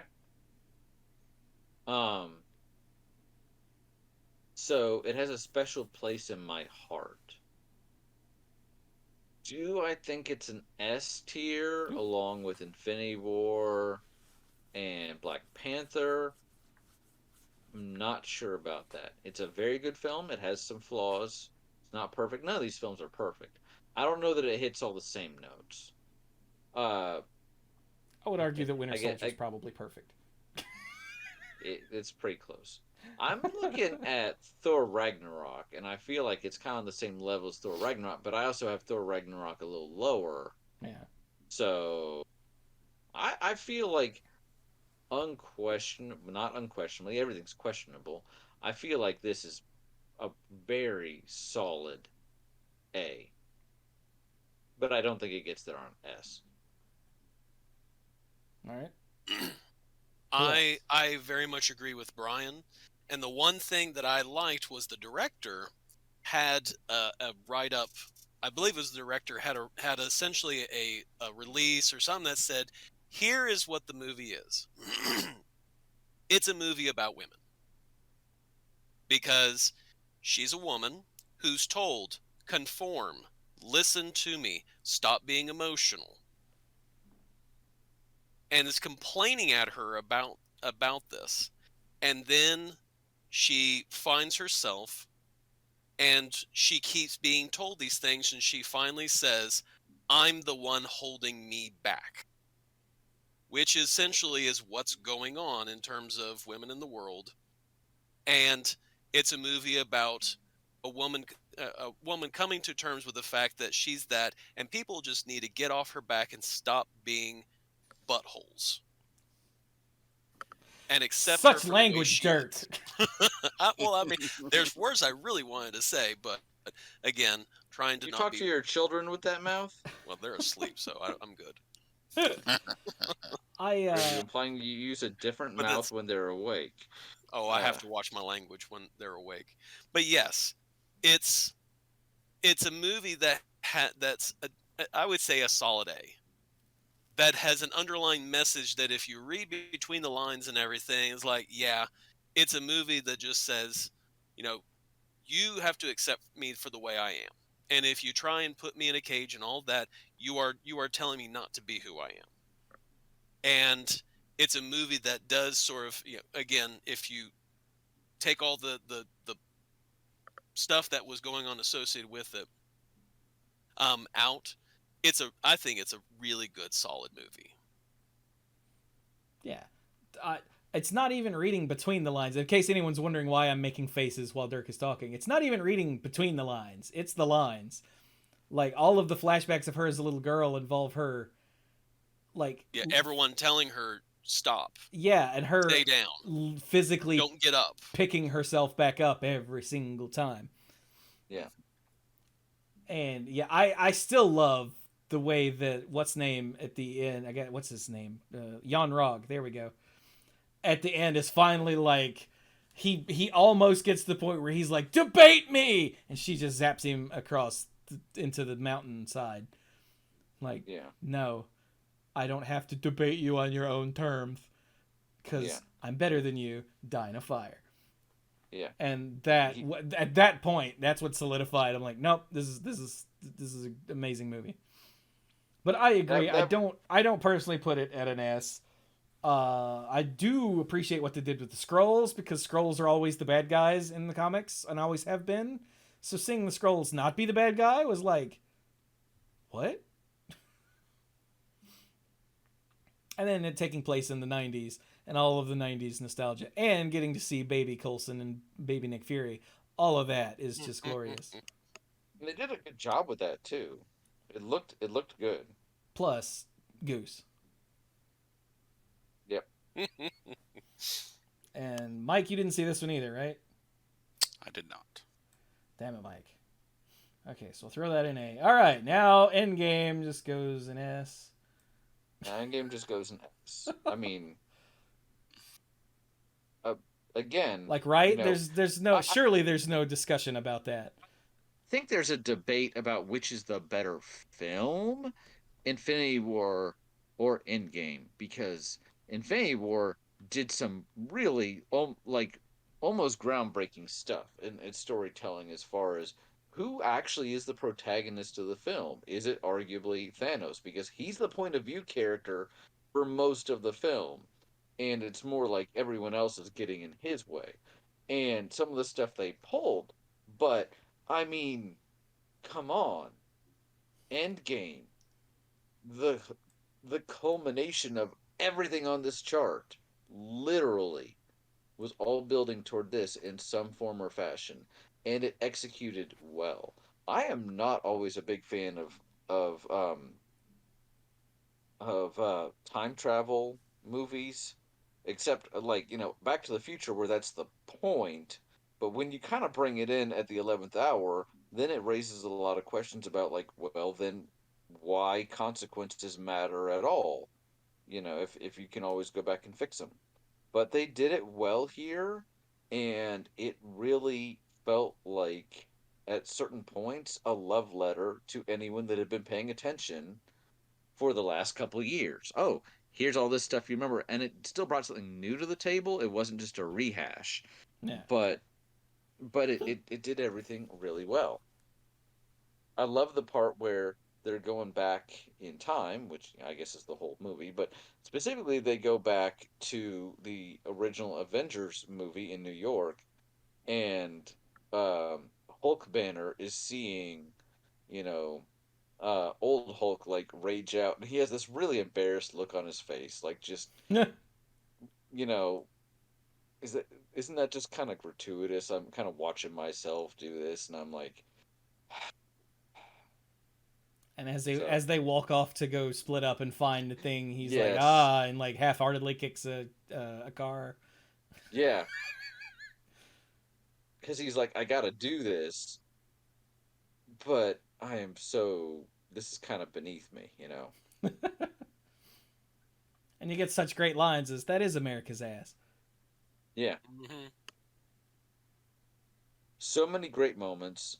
I'm sorry. Okay, so I was a parent when this came out. I remain a parent, so I don't know if this would hit me a little different if I wasn't a parent. But I get legit choked up with "I Love You Cassie? 3000." Oh, Yeah. that. Yeah. Oh, yeah. Mm. Wow, I'd forgotten that was this movie. Yeah. I saw the movie on opening night with Chewie and Mike. Way Came up home front. way up front. Came home, Way up front, over in the waited. corner. Yes, not my point. Waited a couple months for it to come out on DVD. Got it. Showed it to Carrie. Um, and I thought she'd be happy with at least part of it because Groot was always one of her favorite characters, and Groot turning into dust at the end of Infinity War, I was like, oh no, Carrie's gonna hate this. So she was, happy he comes back and all that. But we finished watching Infinity War, and she was emotional. Well, not Infinity War, Endgame. She was emotional. I'm like, did you enjoy it? And she's like, I don't know, because that end just hit her so hard with Tony and everything. And I think again that goes to more about the fact that they have you invested in these characters over 12 years, you know. And she wasn't even the biggest Marvel fan. So Yeah. yeah, The end rewatch. was really, really good. Yeah. Yeah, and even honestly, even when you know it's coming, when I'm rewatching it and when we're watching it with Sam, and I kind of know what's happening, and the moment after Tony snaps and he like collapses to the ground, my heart just like locks up. If anything, even more because I know what's about to happen. So, Yeah. Like, because as we just I talked about mean, Ant-Man, the first thing that came to my mind when you say as a parent is Scott Lang showing up at his house and his daughter is suddenly a teenager and he's like, what? Yeah. Mm. That hit me hard. I was like, oh, what? yeah, But yeah, that like it continues though that everything that Tony Stark decides to do is selfish and bad for everyone else because like his edict is don't rewind things, just bring everyone back as is, and that's a terrible idea. And the only reason he says that is because he's got a daughter now. but that would be terrifying too. Like I if somebody mean, came to me and they're like, "Hey, you can go back in time and have a lottery ticket, and you'll win," you know, right before you start law school, and I'd be like, "Wow, so many things would be different, including wait, but because this isn't using foreknowledge. This is just resetting back to where everything went wrong. It's not like he's gonna have a list of lottery numbers or anything. And I get this the immediate I get the priority. I get Yeah, it is like I still a understand where selfish he's coming priority. from, but it's still Tony Stark being selfish. Oh, it's still selfish because it's what he wants versus half of Literally the rest of the existence. universe. Yeah. I get that, and I still identify with it. Well, yeah, you're a selfish person. Uh, Yeah. but that ain't it. But yeah, like it just amazes me how throughout the MCU everything Tony Stark does is just selfish and wrong. And yet at the end he makes up for it by being the person to get the gems and quote unquote fix things. He's the guy at the very end to lay down on the barbed wire so someone else can crawl through. The same thing that Steve told him in Avengers he was not the person to do that. Of course, at the end of that film, he also, rode a nuke into outer space, not knowing if he would come back. So you could argue that had a pretty quick turnaround. But this is more the ultimate expression of that. Yeah. It's weird how his character arc in the first Iron Man movie is like a microcosm of his character arc throughout the entire MCU. Yeah. Well, to be fair, I'm sure they were thinking, hoping um, that everything would take off, but as we've said, a lot of the MCU is just unprecedented. Like the extent to which this really took off. At the beginning of everything, they didn't know. They were hoping, but they couldn't know that it would. So think of it this way: you're making the first Avenger, you're making the first Iron Man movie. You're gonna have more of a complete arc because otherwise, that's horribly unsatisfying. What do you mean? I've got to watch 5 more movies that, by the way, might not even get made for this guy to have any sort of resolution, you know? So you're gonna have more of a complete character arc in the first movie. I get the But then feeling they did a Brian whole lot. misunderstood what I was saying, but Sorry, maybe I did. Maybe I didn't. meh. But yeah, like there's so much to love in this movie. Girl power moment too. Do what? The girl power moment. That part I'm a little iffy on because that was clearly a thing that they set up so they could like sell they did posters it. of it. It was done not because they were like, this is important. It was we just want to have, we wanted to give a shout out to the girls who are fans of Marvel and everything, and just have like, the girls are the ones who are going to walk into this one and they're going to whoop. And So I this will is- admit that when that happened, when all the girls lined up and came out, when I saw the movie the first time, the thought that went through my head was, oh, there is about, like, is it okay if I do a little bit of cussing? Yeah, sure. Someone's ass is about to get handed to them because Such that, language, Dirk. I know, but that was the moment, like, someone is about to get the stuff beat out of them, because I'm like, these are some of the people who, again, you got Carol Danvers in there who's already had her moment of, I'm not taking crap from any guy. And so you have all of them who are essentially there, and there is, again, I knew that, and said that was going to be a great moment, and they played it real well. They did. I think some people feel like, oh, well, it was pretty blatant, but, well, yeah, sometimes you have to make a point of that. That's kind of the issue that I have with some people that feel like, oh, representation should be natural, and I'm like, it can't always be natural. Sometimes you have to make a point of saying, hey, look at this group. Let's have some of them, because there's not always, first of all, there's not always an organic way to do it, and second of all, especially early on when maybe you're talking about a group that hasn't had a lot of representation, it's always going to be fairly novel, Yeah. Now, But, to be fair, I agree that it was super forced and obviously pandering. But also, I also felt the same way about all of the different Avengers poses. Like when in the first movie, when the camera's circling around them while they're all doing their "all right, let's go" thing. Come on, man. And the second one was even worse when they were doing the breaking through the Hydra line, and the camera's like, "Oh, freeze frame!" Dun, dun, dun, dun, dun, dun. Oh, Jesus Christ, stop! So I felt the same way about the girl power moment. Not so much that it happened, but the fact that it like froze on all of them doing a cute pose, like, and I was like, they're doing it again. So it wasn't like because it was a girl power moment. It was because it was so blatantly forced and stupid. I didn't care who was in it. It was forced and stupid. Each their own. I'm leaning more toward Dirk than Chewie, in that I could see some people being like, it was pretty blatant, but it didn't bother me. Oh yeah, So it didn't. great. I It didn't got bother me. what they were, I got what they were going for, and I'm like, yeah, okay, I'm glad you're here to see it, but I don't mind seeing those characters anyway, and if they want to draw a little bit of attention to it, so be it.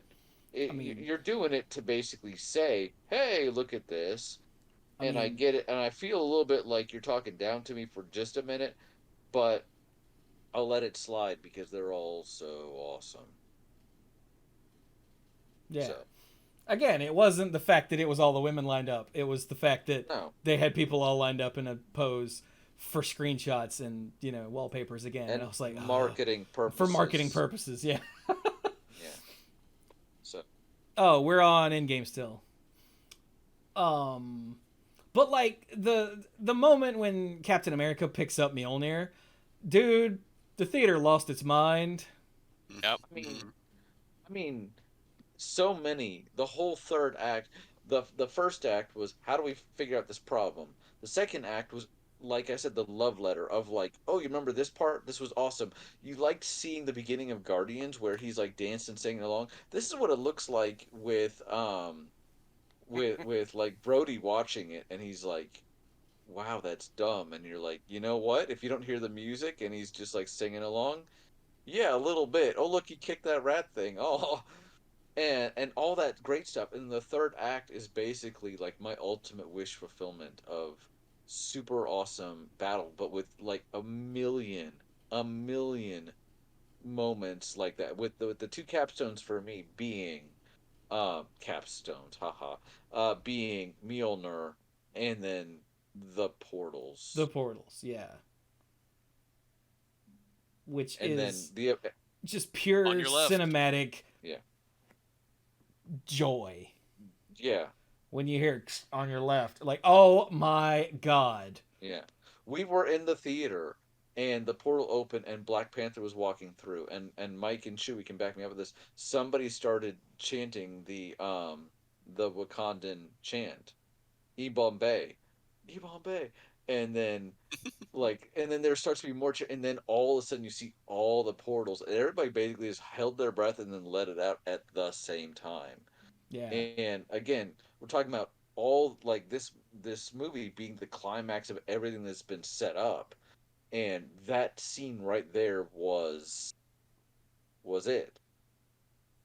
If we step aside for just a moment, I'm only going to take a minute on this, but the whole point, and I'm taking it back to like prehistoric times, the whole point in telling a story, 9 times out of 10, is to tell a moral story. Maybe it's entertaining or whatever, but the reason you start telling stories to kids or whatever is, hey, you do good things will happen to you. You do bad things will happen to you.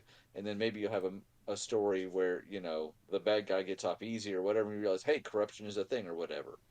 But I loved talking to Sam about this movie and this moment right here. And later I said, you know, she was 9 at the time, and I'm like, we're talking about the movies, and I'm like, what do you think the theme was from that? And she thought about it for a bit, and she said, well, Thanos was just fighting for himself, and he only had the people with him that were on his side. All of the Avengers were fighting so hard to bring life back, and they were also fighting for themselves. But when everything was said and done, all the people they had fought to save and bring back were then fighting there with them. And I'm like, that's great. So more of like a this is where your aspirations kind of lead you, and it's more not just how you fight, but why you fight.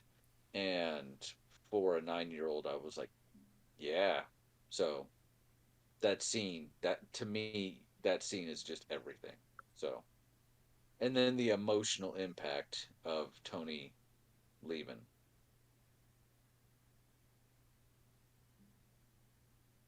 Yeah. And a lot of people complain about like fridging Black Widow. But I want to be very clear. They did not fridge Black Widow. I think the whole having to lose someone there specifically to get the gem is really a dumb storytelling tool. Like, I don't... Because neither person that died there, I think, was necessary. Like, Thanos throwing Gamora off a cliff is like, oh, okay. Sure, he gave up something he cared about. Sure he did. And then Tasha throwing herself off. And a lot of people have a problem with that because she's a woman.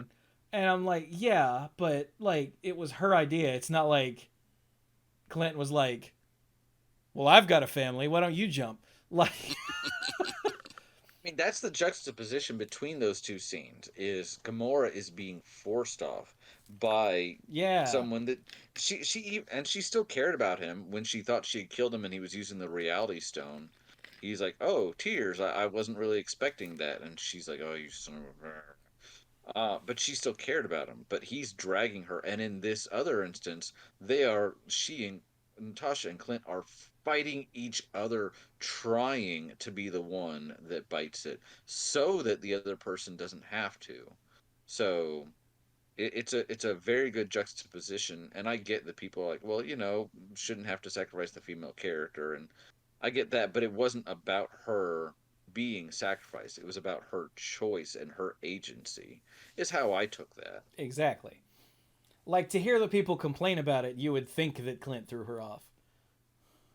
Which, if anything, takes us to one of the main conflicts of Hawkeye and that misunderstanding.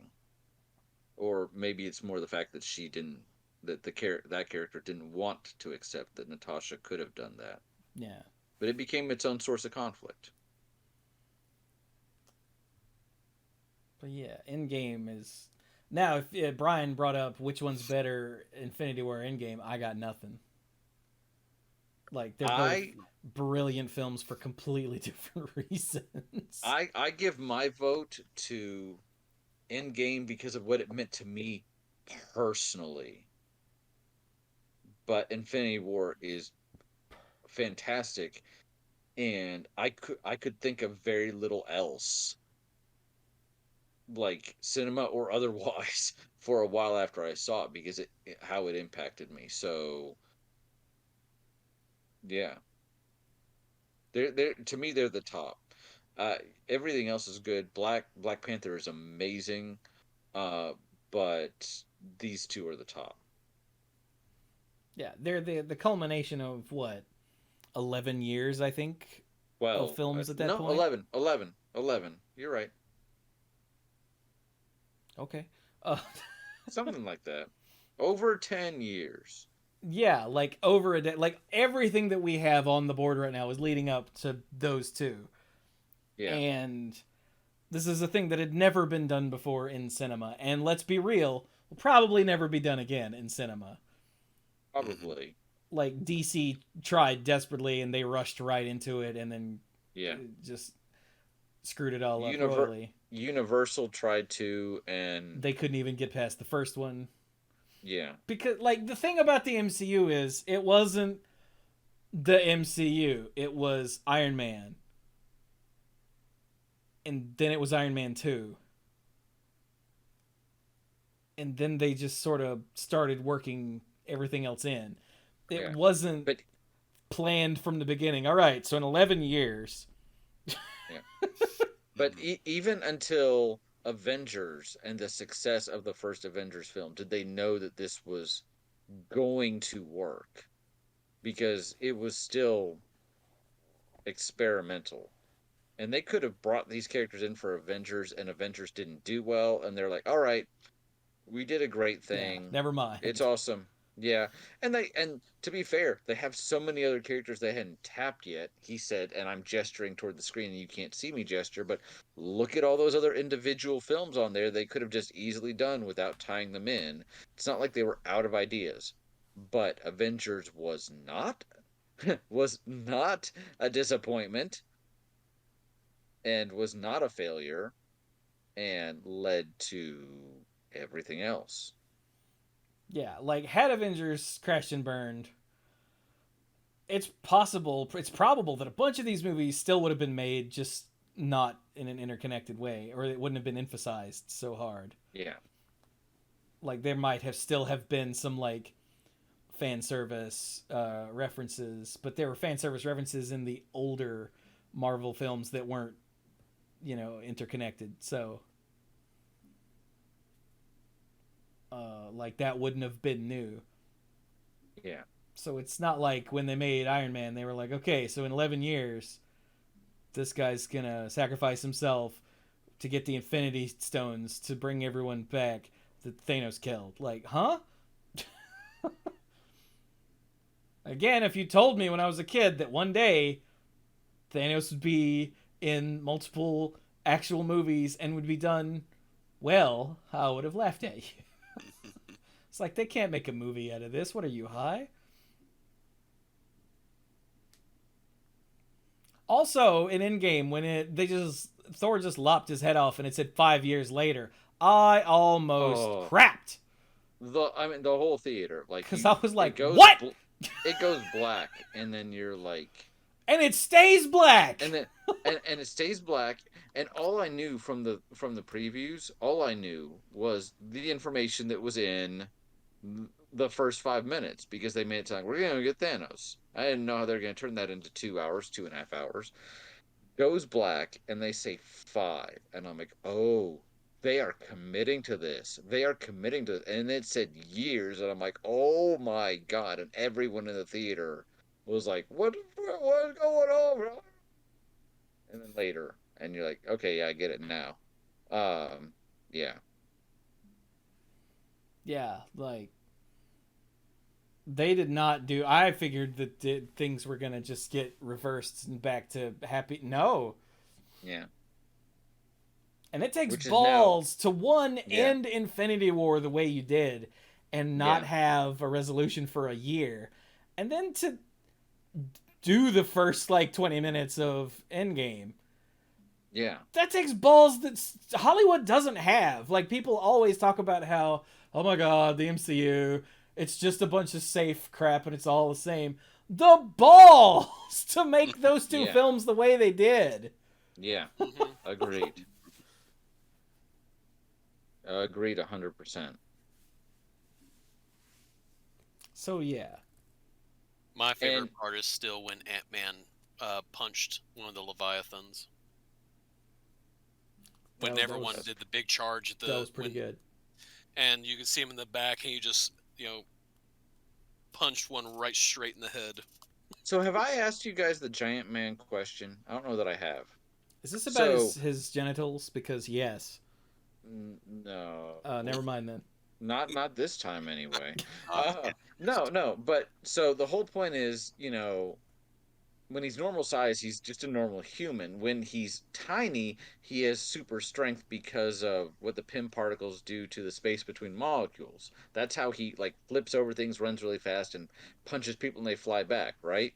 So how is he not the world's weakest man when he's 20 feet tall? Brian. Yeah. Superhero movie. I know, but you gave me rules, so... You gave me rules. Notice how I didn't bring up at the end of Endgame Cap already sitting there. Does not work in any way. No. Yeah, you kind of have to wave your hands around. Yeah. Because it's one of those where you're like, just... it's a good resolution for the character. And then you see him, dancing. And that hit me a little bit. It didn't hit me like Tony did, but it got to me a little bit. Oh, yeah. So, and then not only did they have the balls, as you said, to make those decisions and to stick with them, but it has impacted literally every entry since then. It had to, because of what it did, between people going away and then being brought back 5 years later and not being, all smoothed over. It impacted everything. Yeah. So. Yeah, the blip, as it's come to be known, because for the people that disappeared, and 5 years passed. What? Yeah. It's like, Mr. Stark, I don't feel so good, to Mr. Stark, where'd you go? Hello? Is this thing on? I think the first time they actually showed both of those scenes back to back was in Hawkeye, when you saw Yelena dust and then come back to her a couple seconds later, and she goes out to the living room in the house she's in. She's like, what's going on? And they're like, oh, you're oh. So it was really interesting to see that because we had seen the dusting and then we had seen the return later, but to see them back to back from a personal perspective. So. Yeah, that was really well done, and that was in Hawkeye, right? Yeah. That was Hawkeye, yeah. But yeah, like Spider-Man deals with the blip. Yeah. I don't remember if the blip comes up in Shang-Chi at all, or Eternals for that matter. Eternals, they kind of They had to talk talk about their way around it to be like, oh, this is why we didn't do anything. And it felt a little forced to me, but they had to acknowledge it. Shang-Chi, that one I don't know about. Yeah, I don't remember. That That's one another one I've I only seen don't know. once, so I don't remember. If Yeah. anyone, if someone said anything, it would have just been in passing. Yeah, Yeah. that's true. Yeah. But they It's a really much had to. bigger deal in the shows. Like WandaVision, Mm-hmm. actually, I don't know if WandaVision dealt with it much either because it was about a Well, whole other thing. But like I mean, Falcon and Winter WandaVision- Soldier, all of the politics in that show were about dealing with the aftermath of the people coming back. Yeah, yeah. Yep. And they even talk about that in Far From Home and Spider-Man too, about like all the people that came back and they're like, why are you in my apartment? And somebody's like, I've been living in this apartment for 4 years, Yeah. displacement. Um, Falcon and the Winter Soldier really rolled into the blip. Yeah. Yeah, like I said, all of the That That political was a anything in that main- show. Yeah. yeah. WandaVision didn't deal so much with the blip specifically, but had to deal with Wanda's own story leading from more or less leading from Infinity War and what happened with her and Vision. Yeah. So not necessarily about, but it's still connected to those stories. Loki, of course, because of Endgame, he doesn't exist thanks to Infinity War, and now all of a sudden because of Endgame. So somewhat because of the blip, not the blip itself, but because of the way timey-wimey stuff. Oh yeah. So But this version of Loki doesn't know what the blip is because he Yeah. wasn't there, so he It was doesn't. before Yeah. him. It doesn't show up Yeah. for him. Yeah. right.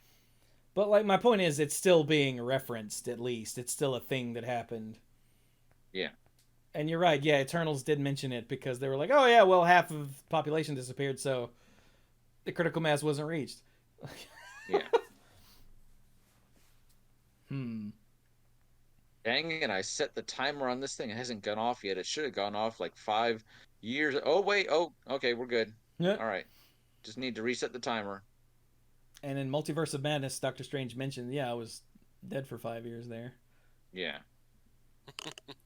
He mentions that in both Multiverse of Madness and in No Way Home when he reveals that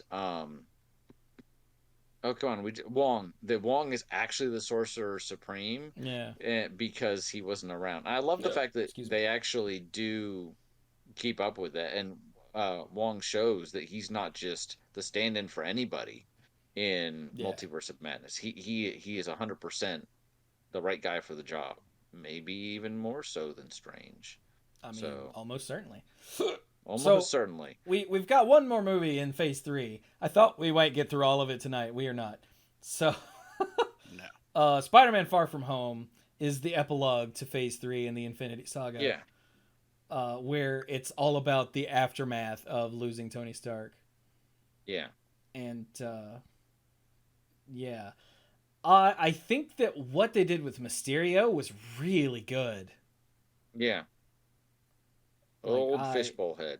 Because Mysterio is such a stupid, lame character, just as is, but turning him into an interdimensional warrior who's come to save us. Actually, wait, no, he's a guy pretending to be an interdimensional warrior who's coming to save us using illusion technology. Oh, it's brilliant. I mean, he even says, like, in the big reveal, he's like, after the last couple of years, people are like eating this up. They find this idea more believable than just like your average stuff. Oh, after half of us were phased out of existence and brought back, I say I'm from another universe. I'm here to fight elementals, and they're like, great, that's awesome. Yeah. Which, weirdly enough, that reminds me of an issue of Astro City, where Astro City is a city where just an assload of superheroes live, right? And there's a lawyer who decides he can apply superhero logic to his law cases, like his defense. It's like, how do you know it wasn't an evil clone of my client? And I like that. It's too yeah, bad I can't use that. I figured you would appreciate it because he brings up Yeah. all of these cases like, oh, do you remember when the first family, who's like the Fantastic Four, did this? Like, and the judge is like, well, yeah, but it was, or the witness is like, yeah, but it was, alien mind control. How do you know my client wasn't under alien mind control? And there's no precedent for that, so it works. Yeah. And I found that hilarious when you said, oh yeah, people are more ready to believe this than they are anything. And like, oh yeah. Yeah. Even you do a little bit of hand wavy stuff with the illusion, like, how could he even do the sequence where Peter goes to Berlin and he thinks he's with one person, it turns out he's not, and that whole sequence that leads to him being hit by a train, there's pretty much no way that you could predict that and set that up and do all that, but you wave your hand at it because it looks amazing. And it's classic Mysterio stuff. Mysterio, like, the first time I ever read anything that had Mysterio in it, he convinced Spider-Man he had shrunk him down and put him in a model of a haunted house and had all kinds of giant traps and whatnot, and it was all none of that. And yeah, it's straight out of like classic Mysterio comics, but they made it work so well that you just go with it. And I loved it. So, how much does this film suffer for coming right after Endgame? I don't actually think it does. Does it? I mean, well, you try to be objective about it, but the highs just don't feel as high. And I get that maybe it feels like a bit of a palate cleanser, like, oh, it's not the fate of the world. It is, lots of people because he's willing to kill London. But it's not the same sort of like galactic level threat, universe level threat. Yeah. Which can be good, but also feels like the stakes are a little lower, which they are. So And thank goodness it doesn't they have the didn't same. keep escalating. Try to keep escalating after Endgame. No, and I'm glad they didn't. That would have been awful. But almost like at the end of Phase 3, I like this movie, but it's just not on the same level. It can't be, it shouldn't be, but it's also not. Yeah, I mean, it's more about dealing with grief and Yeah. Spider-Man learning to become his own hero instead of living in the dead man's shadow. Yeah. And from that level, it's brilliant. A lot of people have a problem with like, oh, Tony Stark gave these glasses that control an army of drones to a kid. It's like, why would he do that? It's like, well, because he trusted Peter to not be like him. That's why. He trusted Peter to not be like him, and have you not been paying attention? Tony makes bad decisions. Accurate. But also, like, no one stops to think, why did Tony have a giant space station full of killer drones? What? That doesn't seem like a good call. Why didn't he use that during the battle with Thanos? Right? That seems like a great thing to do, to use it for. He hadn't invented it yet, Dirk. It was just, then he died, and then he... Wait. And then he invented... Hang on. He also apparently wrote out a will giving a kid that at the time had been dusted his sunglasses of drone destruction. So... Yeah. Oh, that Tony. Wah, wah. But yeah, without that, then the movie doesn't work. So you have to Right. sort of, You Yeah. wave your hands and say it works. Yeah, you Yeah. just like So- don't roll with overthink it. It's a movie. Jesus Christ. So we've been talking around this, but we haven't actually put a letter to it yet. And it's not S. No, Yeah. no. It's just not. Is it A? I'm- Okay. It's not C, right?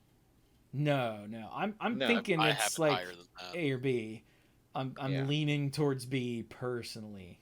I'm leaning towards B. I am happy to include it with Iron Man and Age of Ultron. And Doctor Strange. I think that's good company to have. I'm good Yeah, with right. B. Yeah. I thought it was Mike- more interesting than the first one, but I mean, more Mike- interesting, almost certainly. You yeah. you also said that you would have put the first one at like C, right? So I would have put it at B. Oh, okay. I thought you said C. Well, you said maybe Well, B, I mean, almost C. yeah, I probably would have put it at C, but I was good with B. You were good with also, B. Because, like I said, the first one was just so boring to me, and this one was also. It felt like there was so many questions about what in the world is going on that I was more engaged with it than the first one. The first one was not your cup of tea No, at not all. Yeah, and that's fine. We have different preferences for reasons. I'm guessing the mic didn't pick that sound up, did it? No. Okay, I What didn't sound? think it was that loud. So no. Sorry, Um, in case anyone's watching the video and they saw me react to something that seemed violent. Yeah, it was some sort of loud sound right out my window. I don't know what it was. Could have been leftover fireworks. Could have been neighbors shooting each other. I don't know. So, Mike, did you see this one? He did not. I did not. So B, Yeah, it looks like we're all Yeah. pretty much in agreement. high Like, B. I do love it, but I don't know. Something about it doesn't It's fine. work It's quite good. as well. It's a good film. And now I like how visually appealing our chart is because it has that effect. And the little OCD part of my brain is like, It looks like All the movies as a whole have been good. With It a looks couple like a movies Zelda. that were just not great. But Well, the Dirk, majority of them hit well. yeah, I think we're talking about the aesthetics of like the shape that the graph makes too. Like Yeah. it to me, Chewy, does this look like a map to a Zelda level to you? yeah, like it's like a Zelda? level 5 in the original Yeah. Legend of Zelda. Yeah.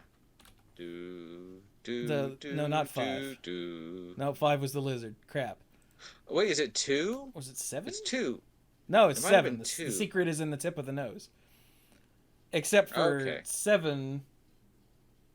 1, 2, 3, 4, 5, 6, 7, 8. 1, 2, 3, 4, 5. Oh, we only have 5, whereas there's 8 levels on that. But we need like a couple more down here.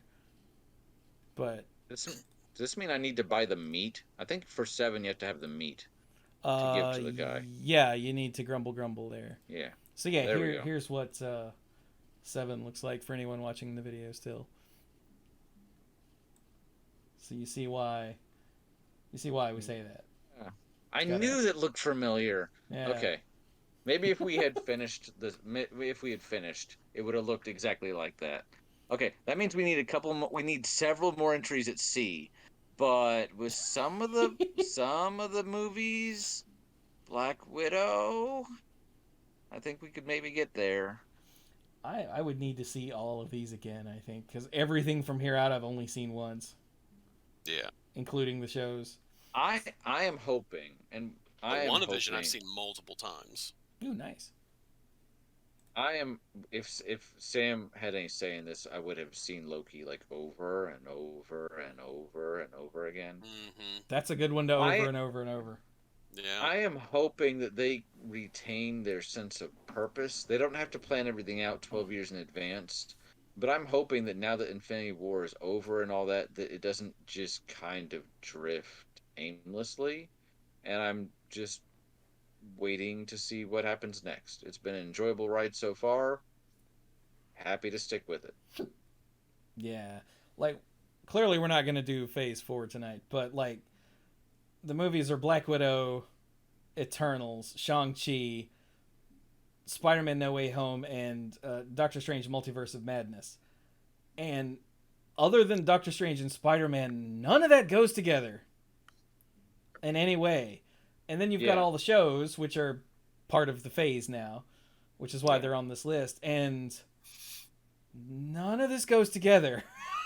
I mean, Black Widow is very much to the point of this doesn't fit in because it's a well, it's not a prequel, it more just fits in between other things. Yeah, it happened before now because Black Widow's in it. Yeah. But, like, in the original, like, once we got Iron Man 2, and then, next up is whatever was next. I don't remember if it was Thor or Captain America. We're like, they're building Avengers. And then Avengers happened, and we're like, got it. And then we got Thanos at the end of that. And then Phase 2, they were building up to Civil War. Yeah. And in Phase 3, they were building up to the Infinity Gauntlet. Yeah. And even in Phase 2, in Thor: The Dark World, they use the word Infinity Stone for the first time. So there was still this structure there. And now, so, like, there was a very clear sense they were building towards things in those. I'm hoping that either Love and Thunder, which, no spoilers, we haven't seen it yet, or the next Ant-Man will point us towards what we're building towards. Don't we have Black Panther Wakanda Forever coming out this year, too? Or next year? I think it's next year, but that one's another one that's on the list. Yeah. That I don't see how it fits in. But then Black Panther didn't really work towards anything, really. It was just it was just awesome. It was just a really awesome, like, self-contained story, by and large. Yeah. Which, that's the other secret, is that a bunch of these work as self-contained stories that don't necessarily need to be building towards anything, even though they do. And in fact, the ones that we have in C here are the two that are blatantly there to build towards other things. Yeah, that literally what I was going to say. So, yeah. So, like, and I think that's why some of the other cinematic universe attempts just miss. That's why I like the Godzilla, like, cinematic universe, because they're just doing stuff.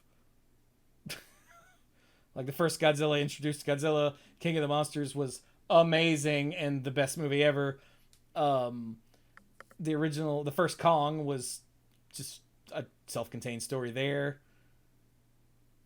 And then there was Godzilla vs. Kong, which was a team-up fight, whatever. But it was also really good, but it could totally work by itself if you haven't seen the other two movies.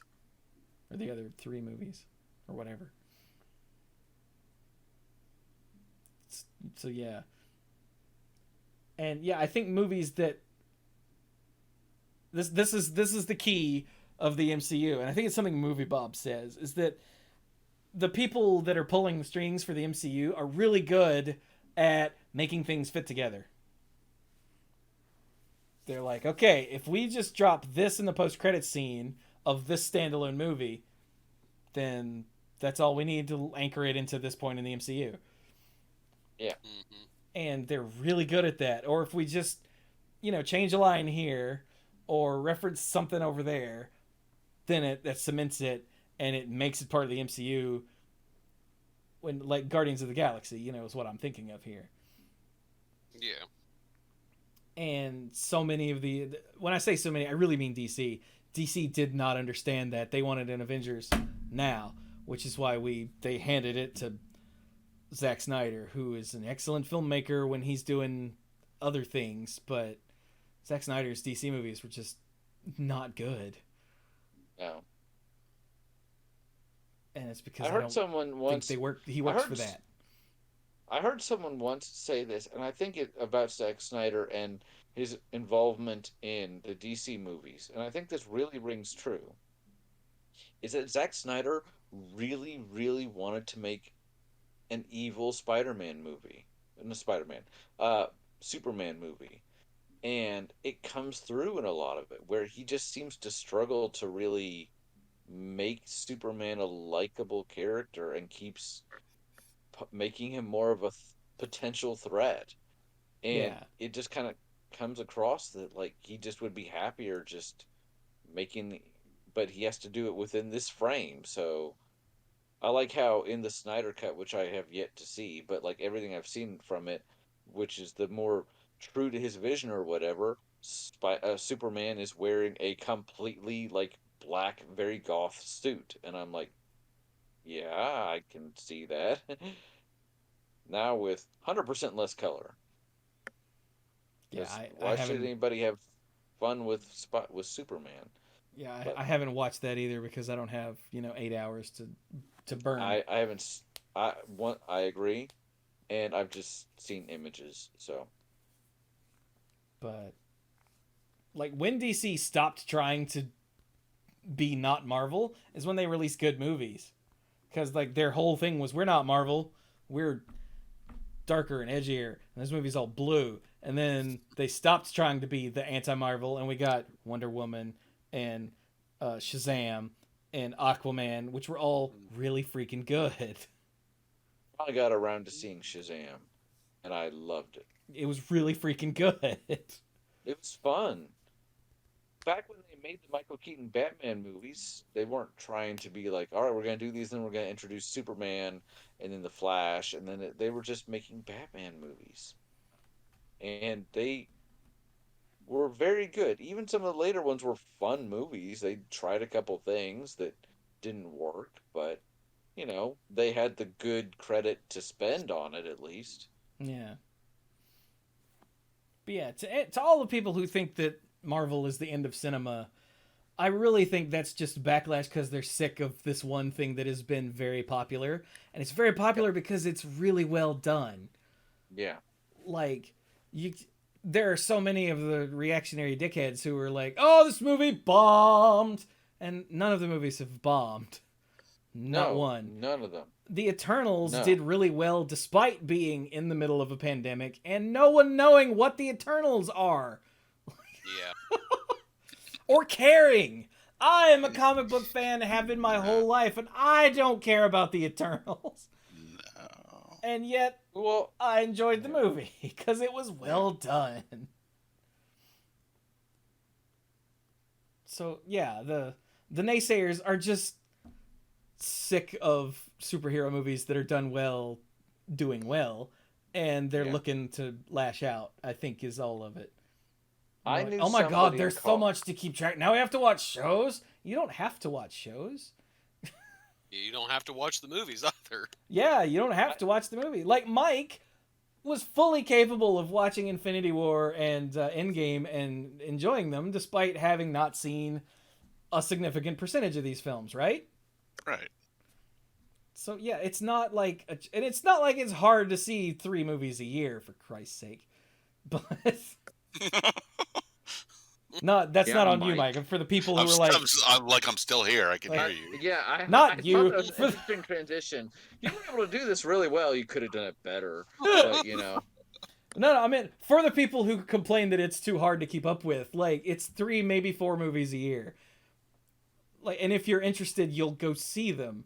And if not, you'll catch them later, like on streaming or rented them or something. Like, or I did with you'll Doctor just do Strange. without, like Mike did. Mike managed just fine. It's fine. Like, the MCU isn't supposed to be a job for you. If you want to see a movie, see a movie. If you don't want to see a movie, don't see a movie. Yeah. Yeah. I mean, for some things, you'll need some kind of background level of knowledge just from, seeing entertainment headlines on the internet. So you won't be sitting there in several scenes like, who is that? But Yeah, that doesn't like, happen too often. the first time that the new Captain America Falcon shows up, if people didn't watch the show, there's going to be a wait, what? But hopefully the movie will be self-aware enough to do some on-the-fly explanation. Mm-hmm. Like the first time Loki shows up again, which might be in the new movie, we haven't seen it yet. like there's gonna be a and hopefully the movie will be self-aware enough to do a little bit of on-the-fly explanation. And it won't just pop up in the corner. See Loki on Disney Plus today, like an old Stan Lee editor's note. I was just thinking about that. See Amazing Spider-Man number 57. Exactly. Little asterisk at the bottom that says, "Go see this." Yeah. Reference. But yeah, I don't understand the backlash because I have a made up. coworker.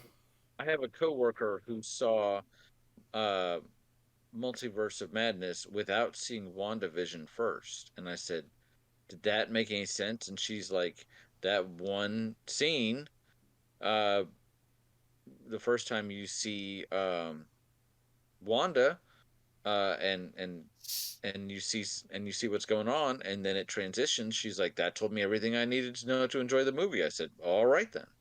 So, yeah, WandaVision and Multiverse of Madness is one where it helps to have seen, and like one episode of What If, it would have been nice to if you'd seen that before you see Multiverse of Madness. Yeah. But it's not required. No. I look forward to that discussion. Yeah. But anyway. But I guess we're done with what we're gonna get done with now. And now it's almost 11 o'clock. I'm surprised that these three are still alive. Oh, I'm hanging on. So It's not school. I'm good. So I guess we will stop here with our MCU arguments. I guess we'll come back to this in the future sometime, and in the meantime we will try to come up with other things we can argue about, because I have to admit I really enjoy this. Yeah, more this than fun.